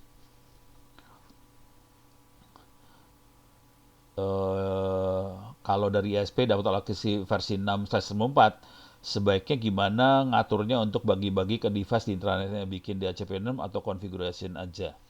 Saya cenderungnya auto configuration pakai RA, routing arbiter. Wah, ini udah pertanyaannya udah ini banget ya. Jaringan mah nggak apa-apa ya, mudah-mudahan pada ngerti.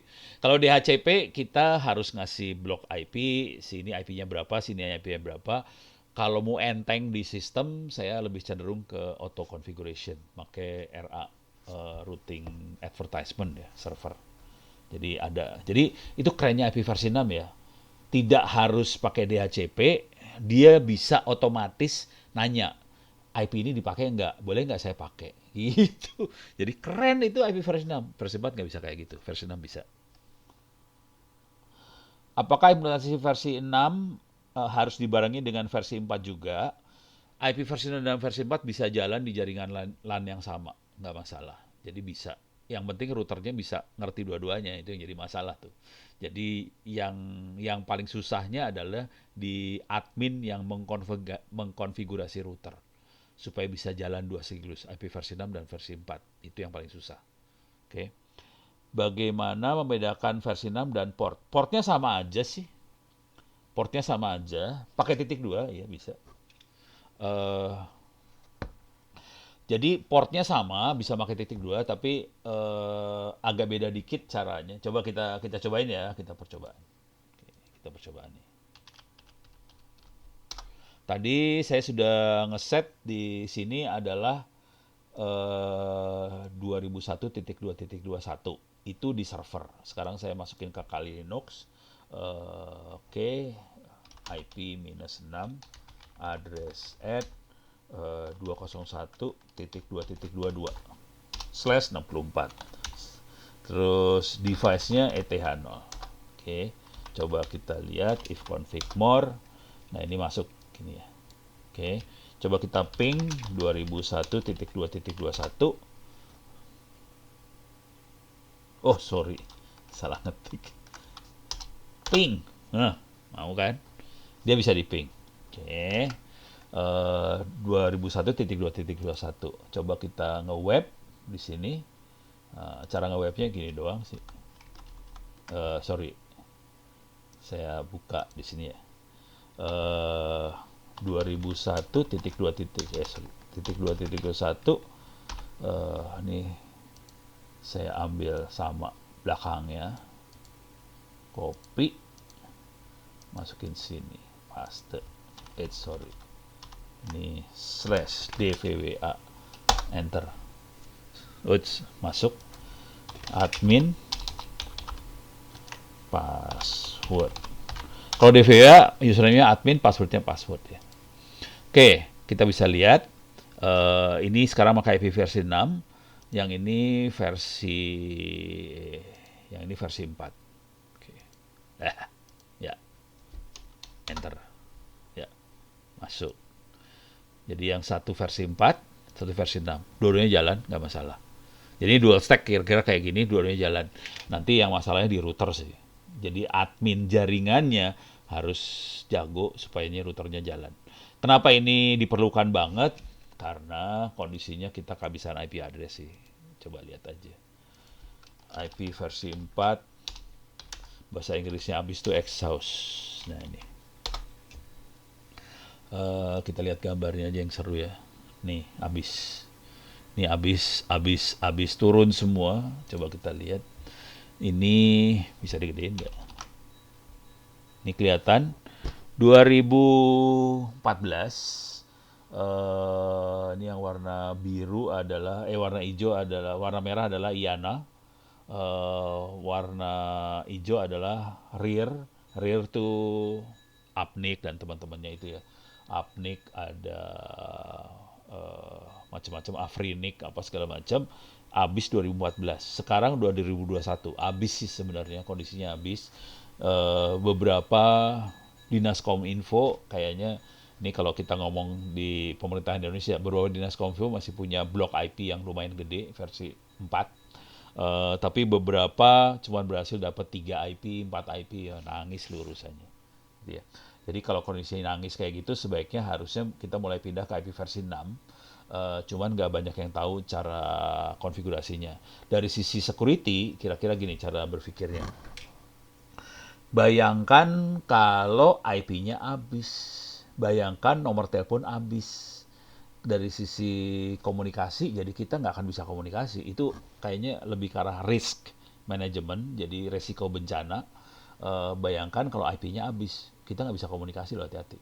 Dan kalau kita mau masang server, nggak bisa dikasih nomor tuh servernya.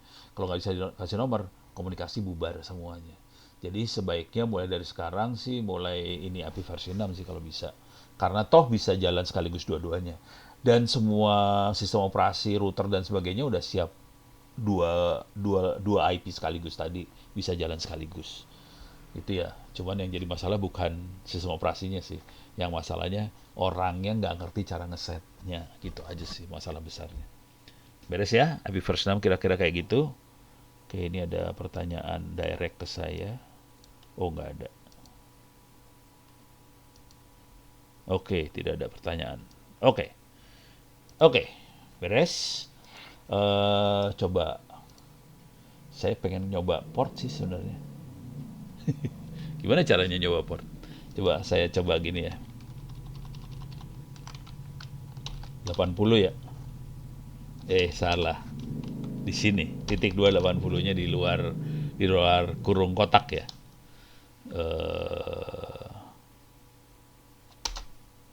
Iya udah.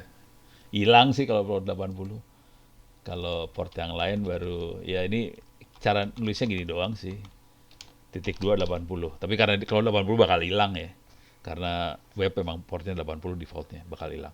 Jadi kira-kira nulisnya kayak gini kalau kita mau port yang aneh, kira-kira kayak gitu cara nulisnya. Jadi IP versi 6 nulisnya gini doang sih. Agak bedanya ada kotak apa kurung kotak itu depan belakang. Udah, langsung beres. Oke. Jadi itu IP versi 6. Oke, sekarang kita masuk materi selanjutnya adalah routing. Oke, supaya routingnya seru, nih saya ada pertanyaan dari Mas Charlie Panjaitan. Pak, jika jaringan lokal pakai IP versi 6 dan internetnya pakai versi 4, itu tergantung routernya untuk routing. Nggak bisa.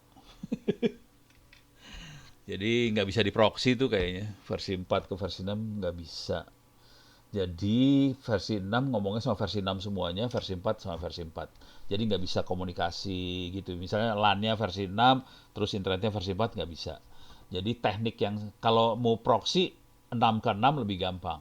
Jadi misalnya kita bikin proxy server dari 6 ke 6, bisa. Cuman kalau 6 ke 4, nah berabe tuh urusannya baru. Baru puyeng kepala tuh. Oke, jadi tekniknya kalau mau enak, ini saya belum praktekin juga sih. Coba, ini parah nih. Eh, Pakai Teredo paling enak.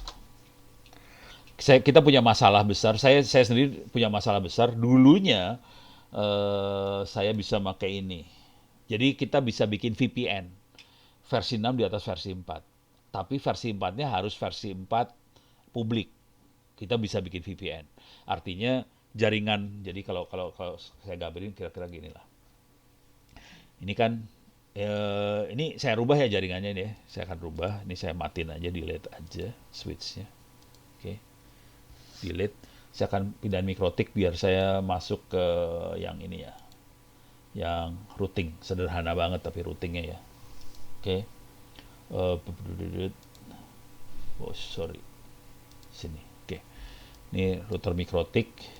Nah, eh jadi urusan IP versi 6 lagi ya. Ini saya masukin sini, ini saya masukin sini.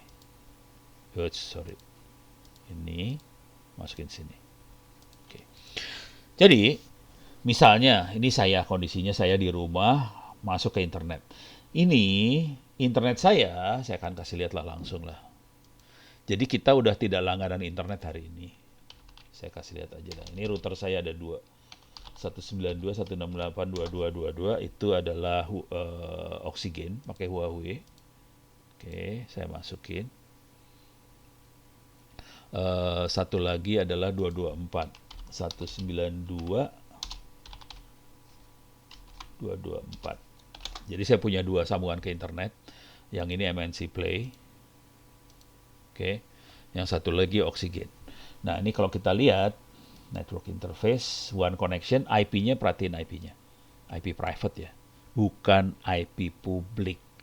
DNS-nya juga DNS private lagi. Parah banget dah. Jangan khawatir. Karena IP versi 4-nya udah kehabisan. Jadi, kita bukan langganan internet sebenarnya. Jadi, semua pengguna internet Indonesia sebetulnya berlangganannya sama intranet. Jadi, ISP bukan Internet Service Provider, tapi Intranet Service Provider, karena kita dikasihnya IP intranet. Itu beres ya. Dan ini jadi masalah besar sih sebenarnya, karena kita nggak bisa IP versi 6. Coba kita lihat IP-nya bisa kelihatan nggak sih? Gue lupa cara ngelihat IP-nya gimana caranya ya. Oh, ini di IP-nya kelihatan nih. 10.89.224.222. Intranet lagi. Jadi yang ini kebetulan Oxygen. Uplink-nya adalah Moratel. Satu lagi ini adalah MNC Plus. Oke, dua-duanya ngasih intranet. Jadi kita intranet. Kalau Anda pakai Telkom IndiHome juga sama aja sih.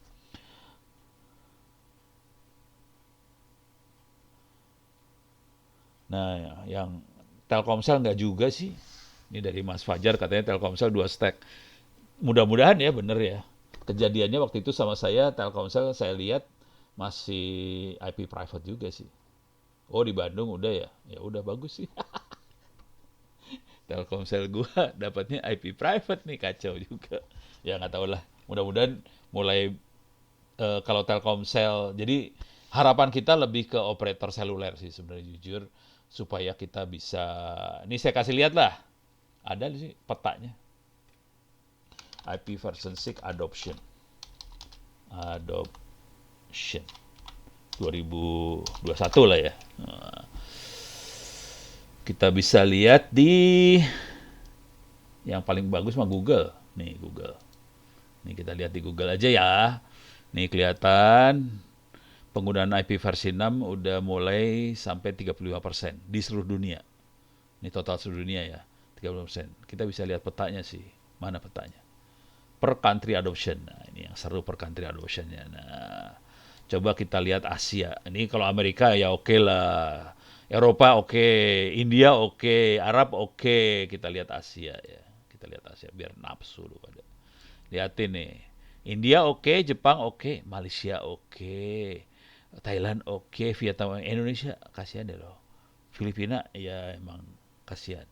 Kalau Timor ya jelas lah kasihan. Tapi bayangkan Malaysia tetangganya kita. Ini bisa kita lihat ya Indonesia 6%, Malaysia 57% saudara-saudara. Vietnam 52%. Kamboja ya emang negara kasihan mah nggak usah dipikirin sih. Nah ini Thailand 40%. Indonesia 6%. Kasihan deh. Ya minta maaf aja lah. Bangsa lu kurang. Harusnya ini yang ngelit seperti ini Kominfo harusnya sih.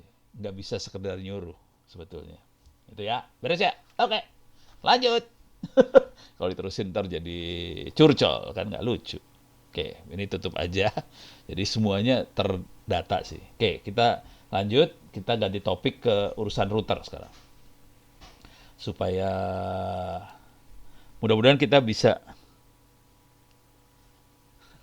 Kamboja bentar lagi nyusul Indonesia juga. Iya, kayaknya iya sih. Oke, kita lanjut ke urusan router. Kita akan nyalain routernya. Start. Oke. Ini kondisinya routernya baru. Routernya saya ambil dari Mikrotik. Jadi untuk Mikrotik kita bisa ambil ke mikrotik.com. Saya kasih lihat aja ya. Mikrotik. Lemot banget sih. Waduh. Lagi on dia. Mikrotik.com. Oke. Jadi routernya bisa diambil di mikrotik.com, free, gratis. Masuk ke, saya gedein aja biar ada enak lihatnya. Ini ada hardware, ada software. Karena kita pakai VirtualBox, jangan ambil hardware, pakai duit kalau hardware. Kita ambilnya software yang kagak pakai duit. Turun ke bawah.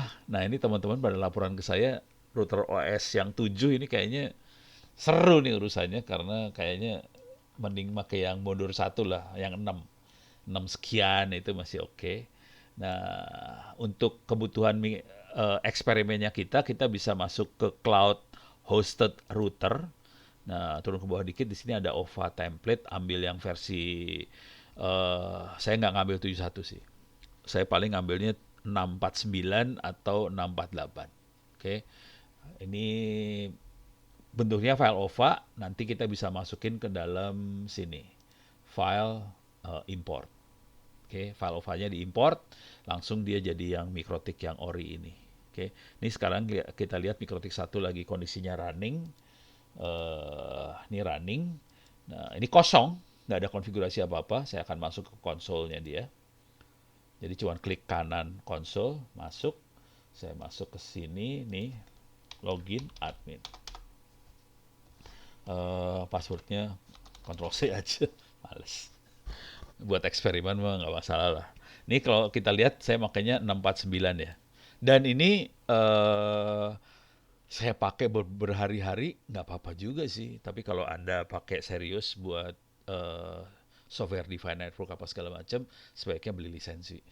Kalau buat eksperimen kayak gini ya lisensinya cuek-cuek aja sih.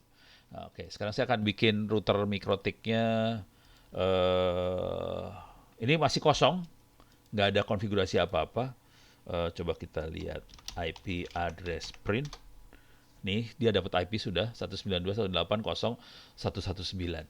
Cuman dia nggak punya LAN-nya belum di-set, DHCP server belum di-set. Konsekuensinya tadi server sama Kali Linux-nya jadi nggak dapat IP address.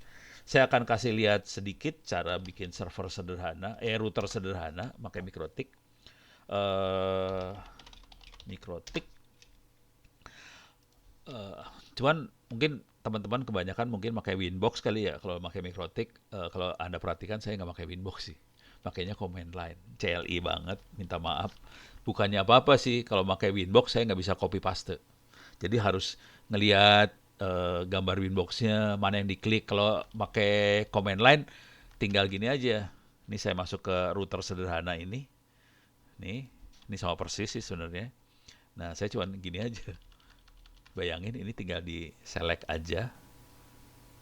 Klik kanan copy, masukin ke Mikrotiknya, paste, beres, selesai. Jadi caranya ngutak-atik ngoprek, dan ini juga saya praktekkan di dunia nyatanya beneran. Kalau saya punya router Mikrotik beneran, saya cuman kayak gini. Catatannya bentuknya command line seperti ini, nanti copy paste aja, beres. Jadi backup dari konfigurasinya gampang, cuman teks aja file backupnya, nanti di kopas langsung beres jalan. Oke. Nah sekarang saya kasih lihat, saya akan copy paste-nya dikit-dikit biar kelihatan prosesnya. Ini adalah ngeset supaya Ethernet satunya jadi one. Oke, cuman ini sebenarnya udah terjadi.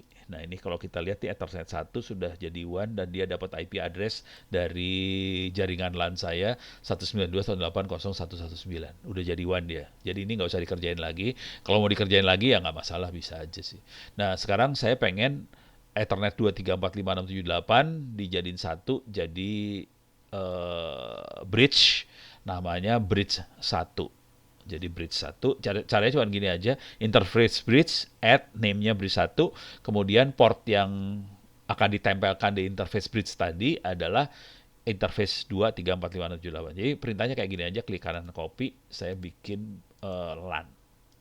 Cuma gini aja LAN-nya. Dah, jadi selesai. Beres ya. Nah, kemudian jadi ini Mikrotik yang di-download dari mikrotik.com betul-betul router kosong sih, nggak ada konfigurasian. Jadi kalau beda banget sama yang Mikrotik yang kita beli di Bukalapak atau toko-toko online, itu biasanya sudah ada konfigurasinya. Jadi udah LAN-nya udah beres, tinggal colok jalan. Kalau ini kagak ya, DHCP-nya kagak ada, semuanya kagak ada. Nah, sekarang saya akan set IP address LAN-nya. Jadi, sorry, ambil dari sebelah sini ya. IP address interface bridge 192.101/24. Bridge tadi jadi gateway-nya langsung. Saya paste di sini. Oke, beres. Kemudian DNS servernya saya set ke 1111. Kenapa di set 111? Supaya blokiran situs porno lewat. Biasa. 111 kan punya Google. Punya siapa kagak tahu lah, kayaknya Google dah. Jadi kagak diblokir tuh. Oke. Oh, punya Cloudflare. Oke, terima kasih buat Mas. Wah, Mas Arjuna lagi yang jawab. Ini ada orang sakti di sini kayaknya. Oke, beres. Kemudian kita akan mengaktifkan NAT. Caranya firewall NAT, chain-nya source NAT. Output interface-nya adalah WAN-nya, Ethernet 1 di masker. Kita pasang masker ya, masquerade. Oke, supaya nanti semua IP yang 192.168.10 sekian pas keluar ke NAT pakai IP WAN-nya tadi 192.168 berapa tuh 119. Saya paste. Oke, NAT-nya udah aktif sih sekarang. Ini NAT-nya aktif nih, kelihatan NAT-nya aktif. Oke, sekarang tinggal kita setup DHCP supaya server sama kali Linux-nya dapat IP. Klik kanan copy, paste. Interface-nya adalah bridge 1, address space-nya 100.0/24, gateway-nya 101, ini punyanya Mikrotik-nya 101. Dia akan ngasih IP dari, saya rubah aja ya, dari ini semua dikasih jadi IP DHCP soalnya. 100 ke 200 aja lah. Jadi rada sopan dikit lah. 100 IP lah dikasih. Udah, DNS servernya 222 adalah router oksigen, Moratel saya. 222. This time, udah selesai. Oke, coba sekarang kita lihat IP address print. Nah, ini udah jalan. Udah operasional. Oke, sekarang kita tinggal lihat si server sama itu dapat IP apa kagak dia. IP-nya berubah nggak ya? Coba kita lihat. Oke, coba kita lihat if config more, masih belum dapat IP. Yang saya lakukan adalah saya matiin dulu. Ini, sorry, wired connect. Ya udah connect dia. Coba kita lihat lagi. Ini kelihatan dia dapat 100-200. Oke, kalau tadi kan kosong sekian ya. Sekarang dapat 100-200. Coba kita lihat servernya. If config more, oke, 100.119. Tapi kalau kita perhatian, IP versi 6 yang tadi kita set hilang. Oke, IP versi 6-nya hilang. IP apa sih namanya? Pokoknya IP-IP yang di set tadi hilang semua karena tadi waktu kita lakukan adalah kita putusin switch-nya, hub-nya kita buang, kita ganti sama Mikrotik. Pada saat proses cabut hub-nya, IP-nya hilang semua sih. Oke. Nah, sekarang kita coba nih. Ini percobaan ya, kita perhatikan, kita cobain.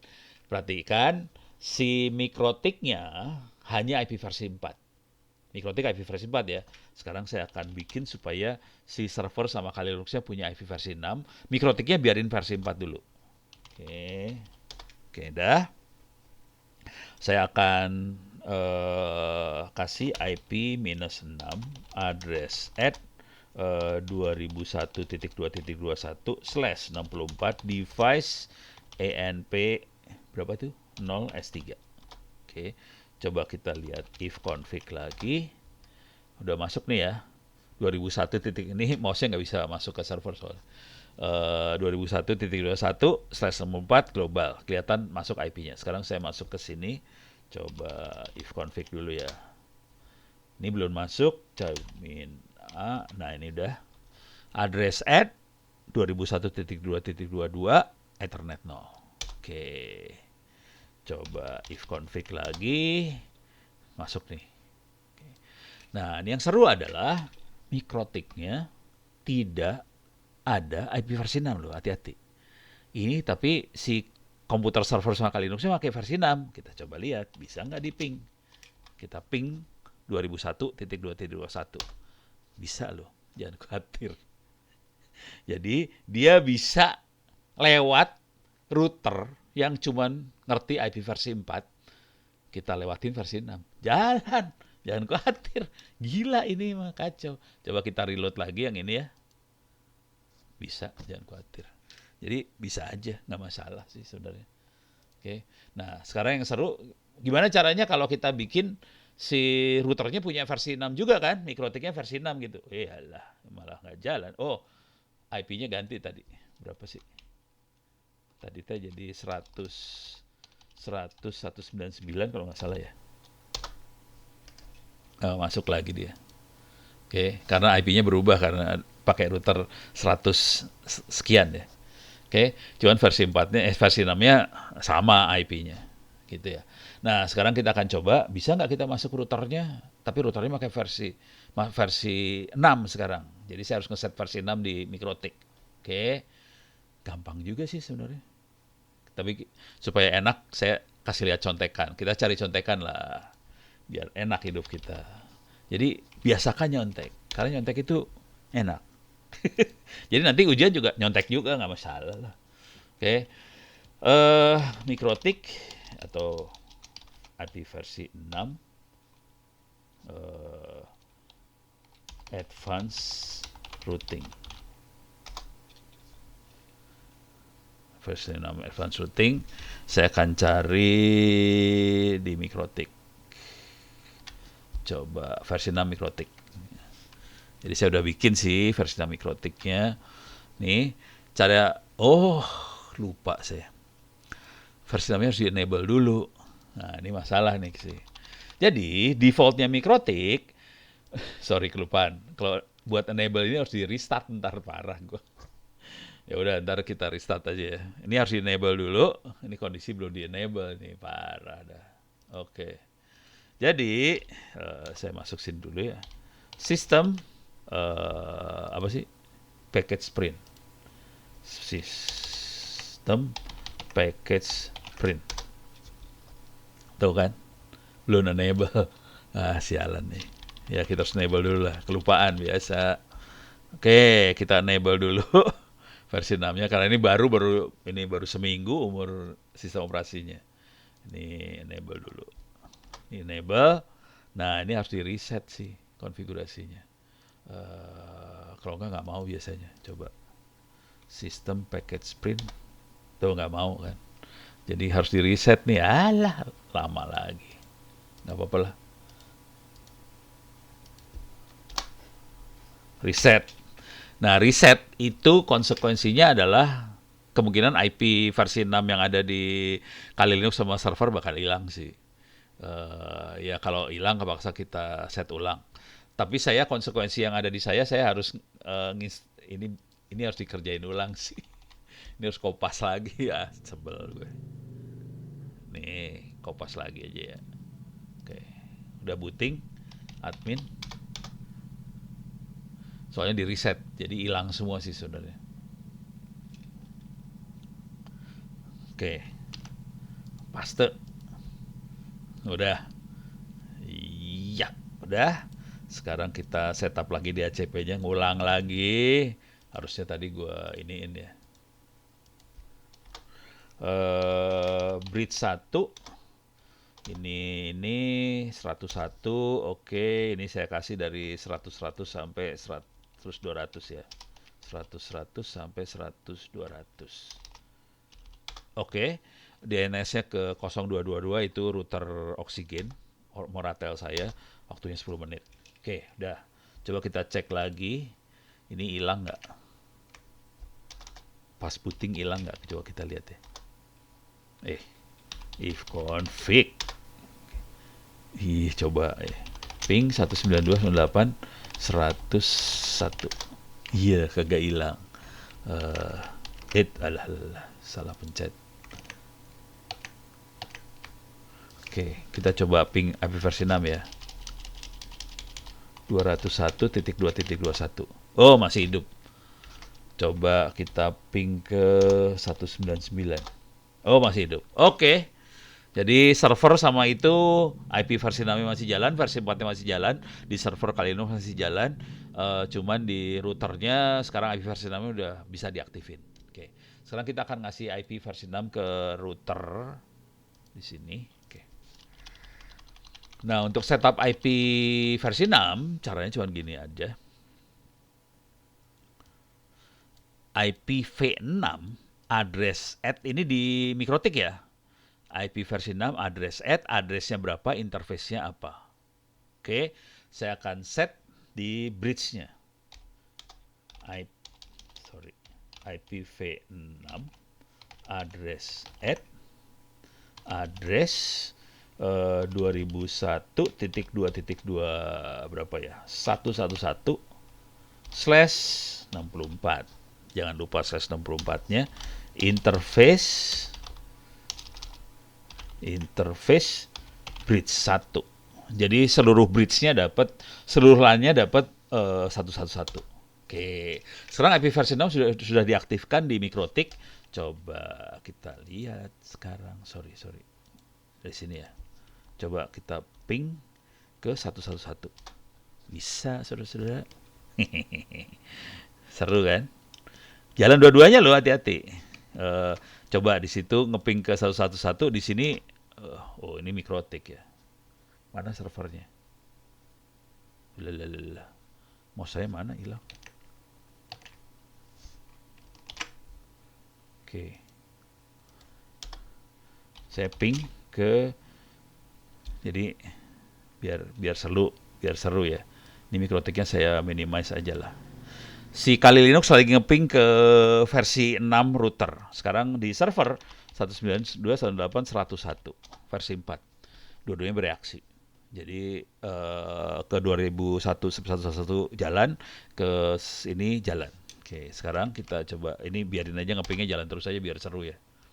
Oke, nah sekarang kita akan coba nge-web. Nge-webnya ke 2001.2.2.111. Itu kan Mikrotik ya. Kita akan nge-web ke Mikrotik, saudara-saudara. Enter. Bukan sulap, bukan sihir. Masuk dia ke Mikrotik. Suruh change now. Cancel gimana cancel?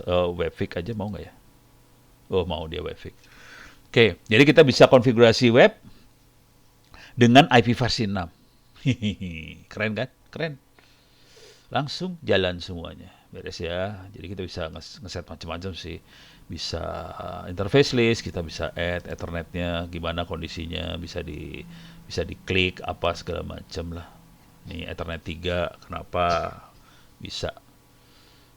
Wah, bisa reset MAC address ya. Parah. Oke. Ini.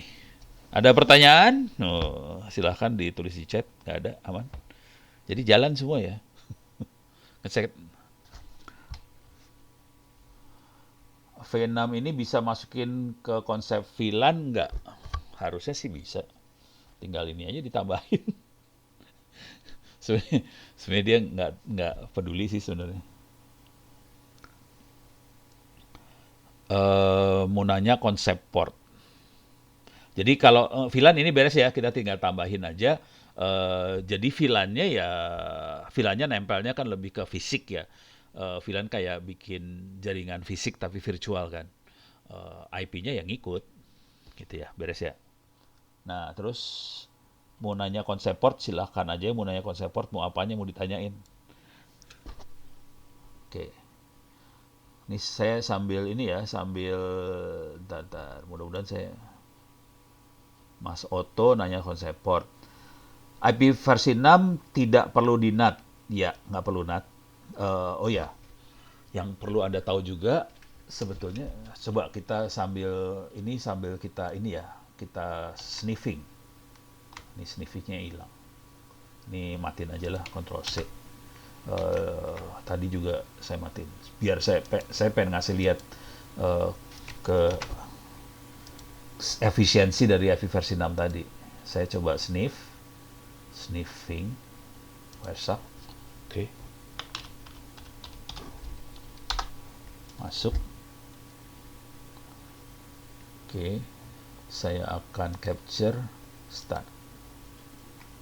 Oke, sekarang saya akan ini di reload aja yang mikrotiknya reload. Eh, ininya di reload yang versi 6, yang ini di reload juga. Coba kita lihat di sniffingnya. Oke. Nih kelihatan lagi komunikasi IP versi 6. Saya stop dulu, capture, stop. Oke. Supaya bisa ngelihat. Oke. Nah, ini yang perlu kita sadari dari IP versi 6. Oke. Ininya lebih sedikit loh. Jadi memang IP-nya panjang, 128 bit panjangnya. Cuman headernya dia itu cuman isinya cuman gini, versi 6, traffic class, flow labelnya apa, payloadnya apa, cuman sampai segini aja. Kalau kita lihat IP versi 4, mana ada IP versi 4 nggak di sini? Versi 4-nya kagak ada. Bentar. Jadi ini versi 6 tolong diingat ya. Cuman ada next header TCP, dia ngasih tahu hop limitnya berapa, source address, destination address. Yang ini semuanya ini extension semua. Yang ini bawahnya extension. Oke. Ini nggak dipakai, extension semua. Nah, coba kita capture start lagi, continue. Saya akan nge-reload yang IP versi 4-nya, saya reload nih. Biar ditangkap sama ini. Oke, ini capture, stop. Kita lihat di sini versi 4-nya lebih banyak loh parameternya. Oke, ada differentiated surface, total length, identification, flag, fragmented offset, header checksum, segala macam. Jadi ini lebih panjang.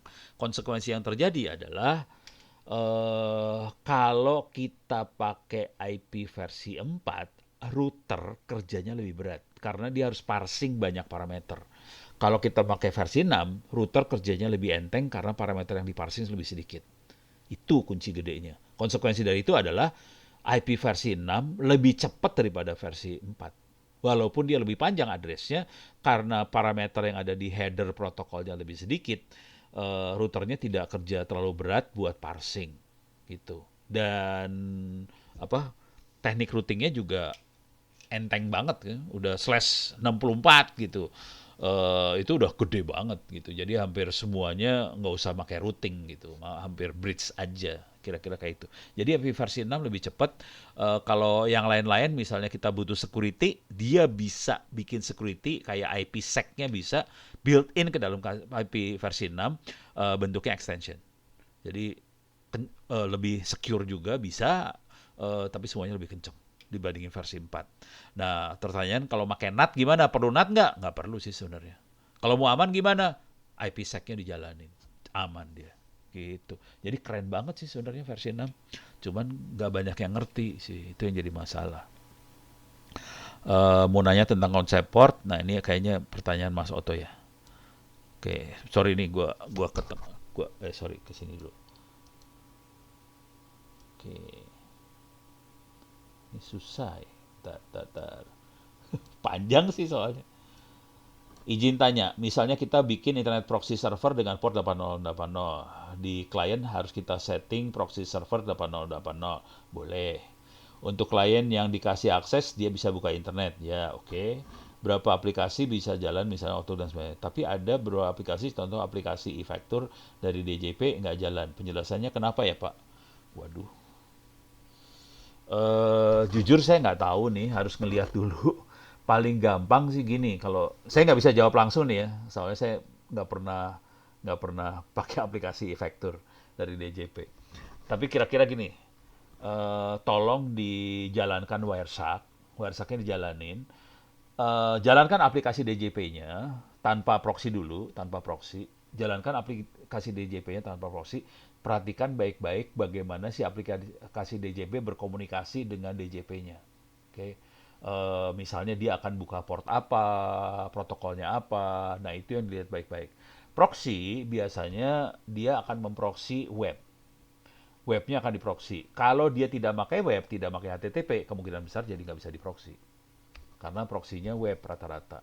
Jadi port 80 dilempar ke port 8080, tapi trafficnya traffic HTTP itu. Nah, takutnya si DJP ada yang bukan HTTP-nya gitu takutnya.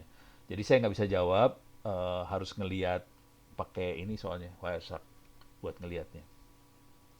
Gitu ya, Mas Otto Imanullah mudah-mudahan ngejawab. Mas Fadil Muhammad, berarti IP versi 6 nggak perlu ada routing lagi. Iya, bisa nggak ada. Ya tetap routing ada sih. Cuman karena slash 24 itu rada lebih fleksibel daripada IP versi 4 yang slashnya 24 kayak gitu. Jadi versi 6 routing tetap harus ada. Nggak mungkin nggak ada routing, nggak mungkin ya. Tapi lebih enak lah routingnya. Masih ada yang masih main proxy di LAN? Ya masih lah, ya masih lah. Soalnya kan kita perlu ngontrol. Dan ini sekalian cerita aja ya, yang namanya LAN itu, yang namanya proxy itu bukan hanya buat itu ya. Orang melakukan attack juga biasanya suka proxy sih. Jadi kalau kita melakukan serangan, misalnya man in the middle attack, kita proxy sih. Gitu. Jadi kalau baca-baca yang namanya man in the middle attack, dia akan melakukan proxy, dan lebih parah lagi, dia biasanya suka inject sertifikat supaya HTTP-nya bisa dibuka, udah kebuka semua ntar komunikasinya. Segmentasi untuk membatasi broadcast domain nggak perlu di IP versi 4. Iya, broadcast domain punyanya Windows ya. Saya tuh jarang pakai Windows ya, gimana ya? Kayaknya perlu juga tetap ya kayaknya. Nggak tahu, nggak bisa jawab nih. Belum tahu soalnya. Bagaimana perilakunya si domainnya di Windows saya nggak tahu nih. Jadi nggak tahu.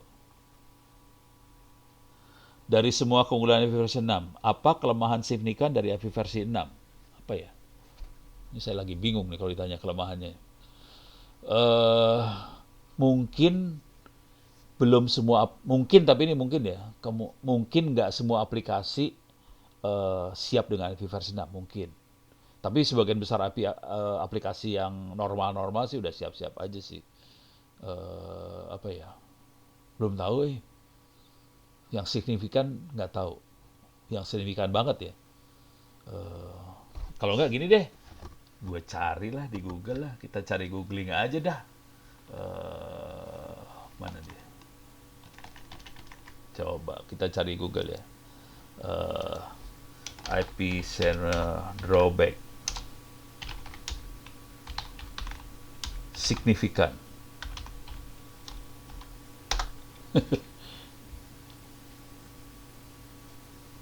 Ini advantage semua. Coba ada disadvantage. Nah,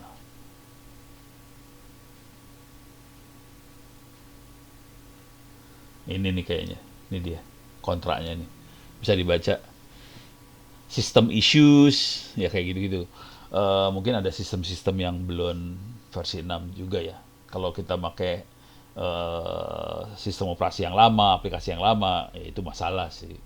Terus harus upgrade device gitu. Itu sih. Ada lagi nggak? Coba kita lihat lagi. Rata-rata, oh ini ada nih, pro cons. Harus dicari sih.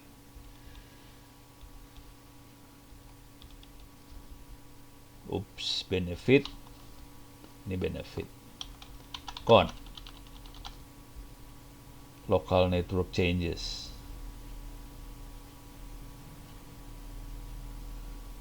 Wish, mantap. Confusion in IP scam.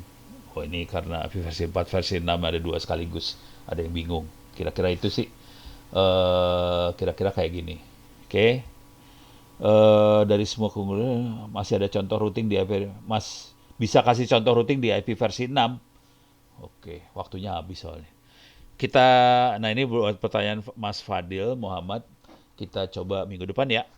Minggu depan lagi, besok kan 2 hari ya, Kamis Jumat ya. Jadi kita coba besok malam untuk routing di IP versi 6 kalau gitu. Cuman sebenarnya materinya besok lebih dari itu sih. Ada routing ya, oke, routingnya saya gedein waktunya supaya kita bisa ngerasain IP versi 6 routingnya kayak gimana segala macam. Gitu ya. Oke, waktu habis jam 9.30. Mudah-mudahan ini bisa bermanfaat. Billahi taufiq wal hidayah. Assalamualaikum warahmatullahi wabarakatuh. Kita akan ketemu lagi besok. Saya kembalikan pada Mas Fikar. Silakan Mas Fikar. Recording Oke. stopped. Ya, baik Pak Onon, terima kasih atas pertemuan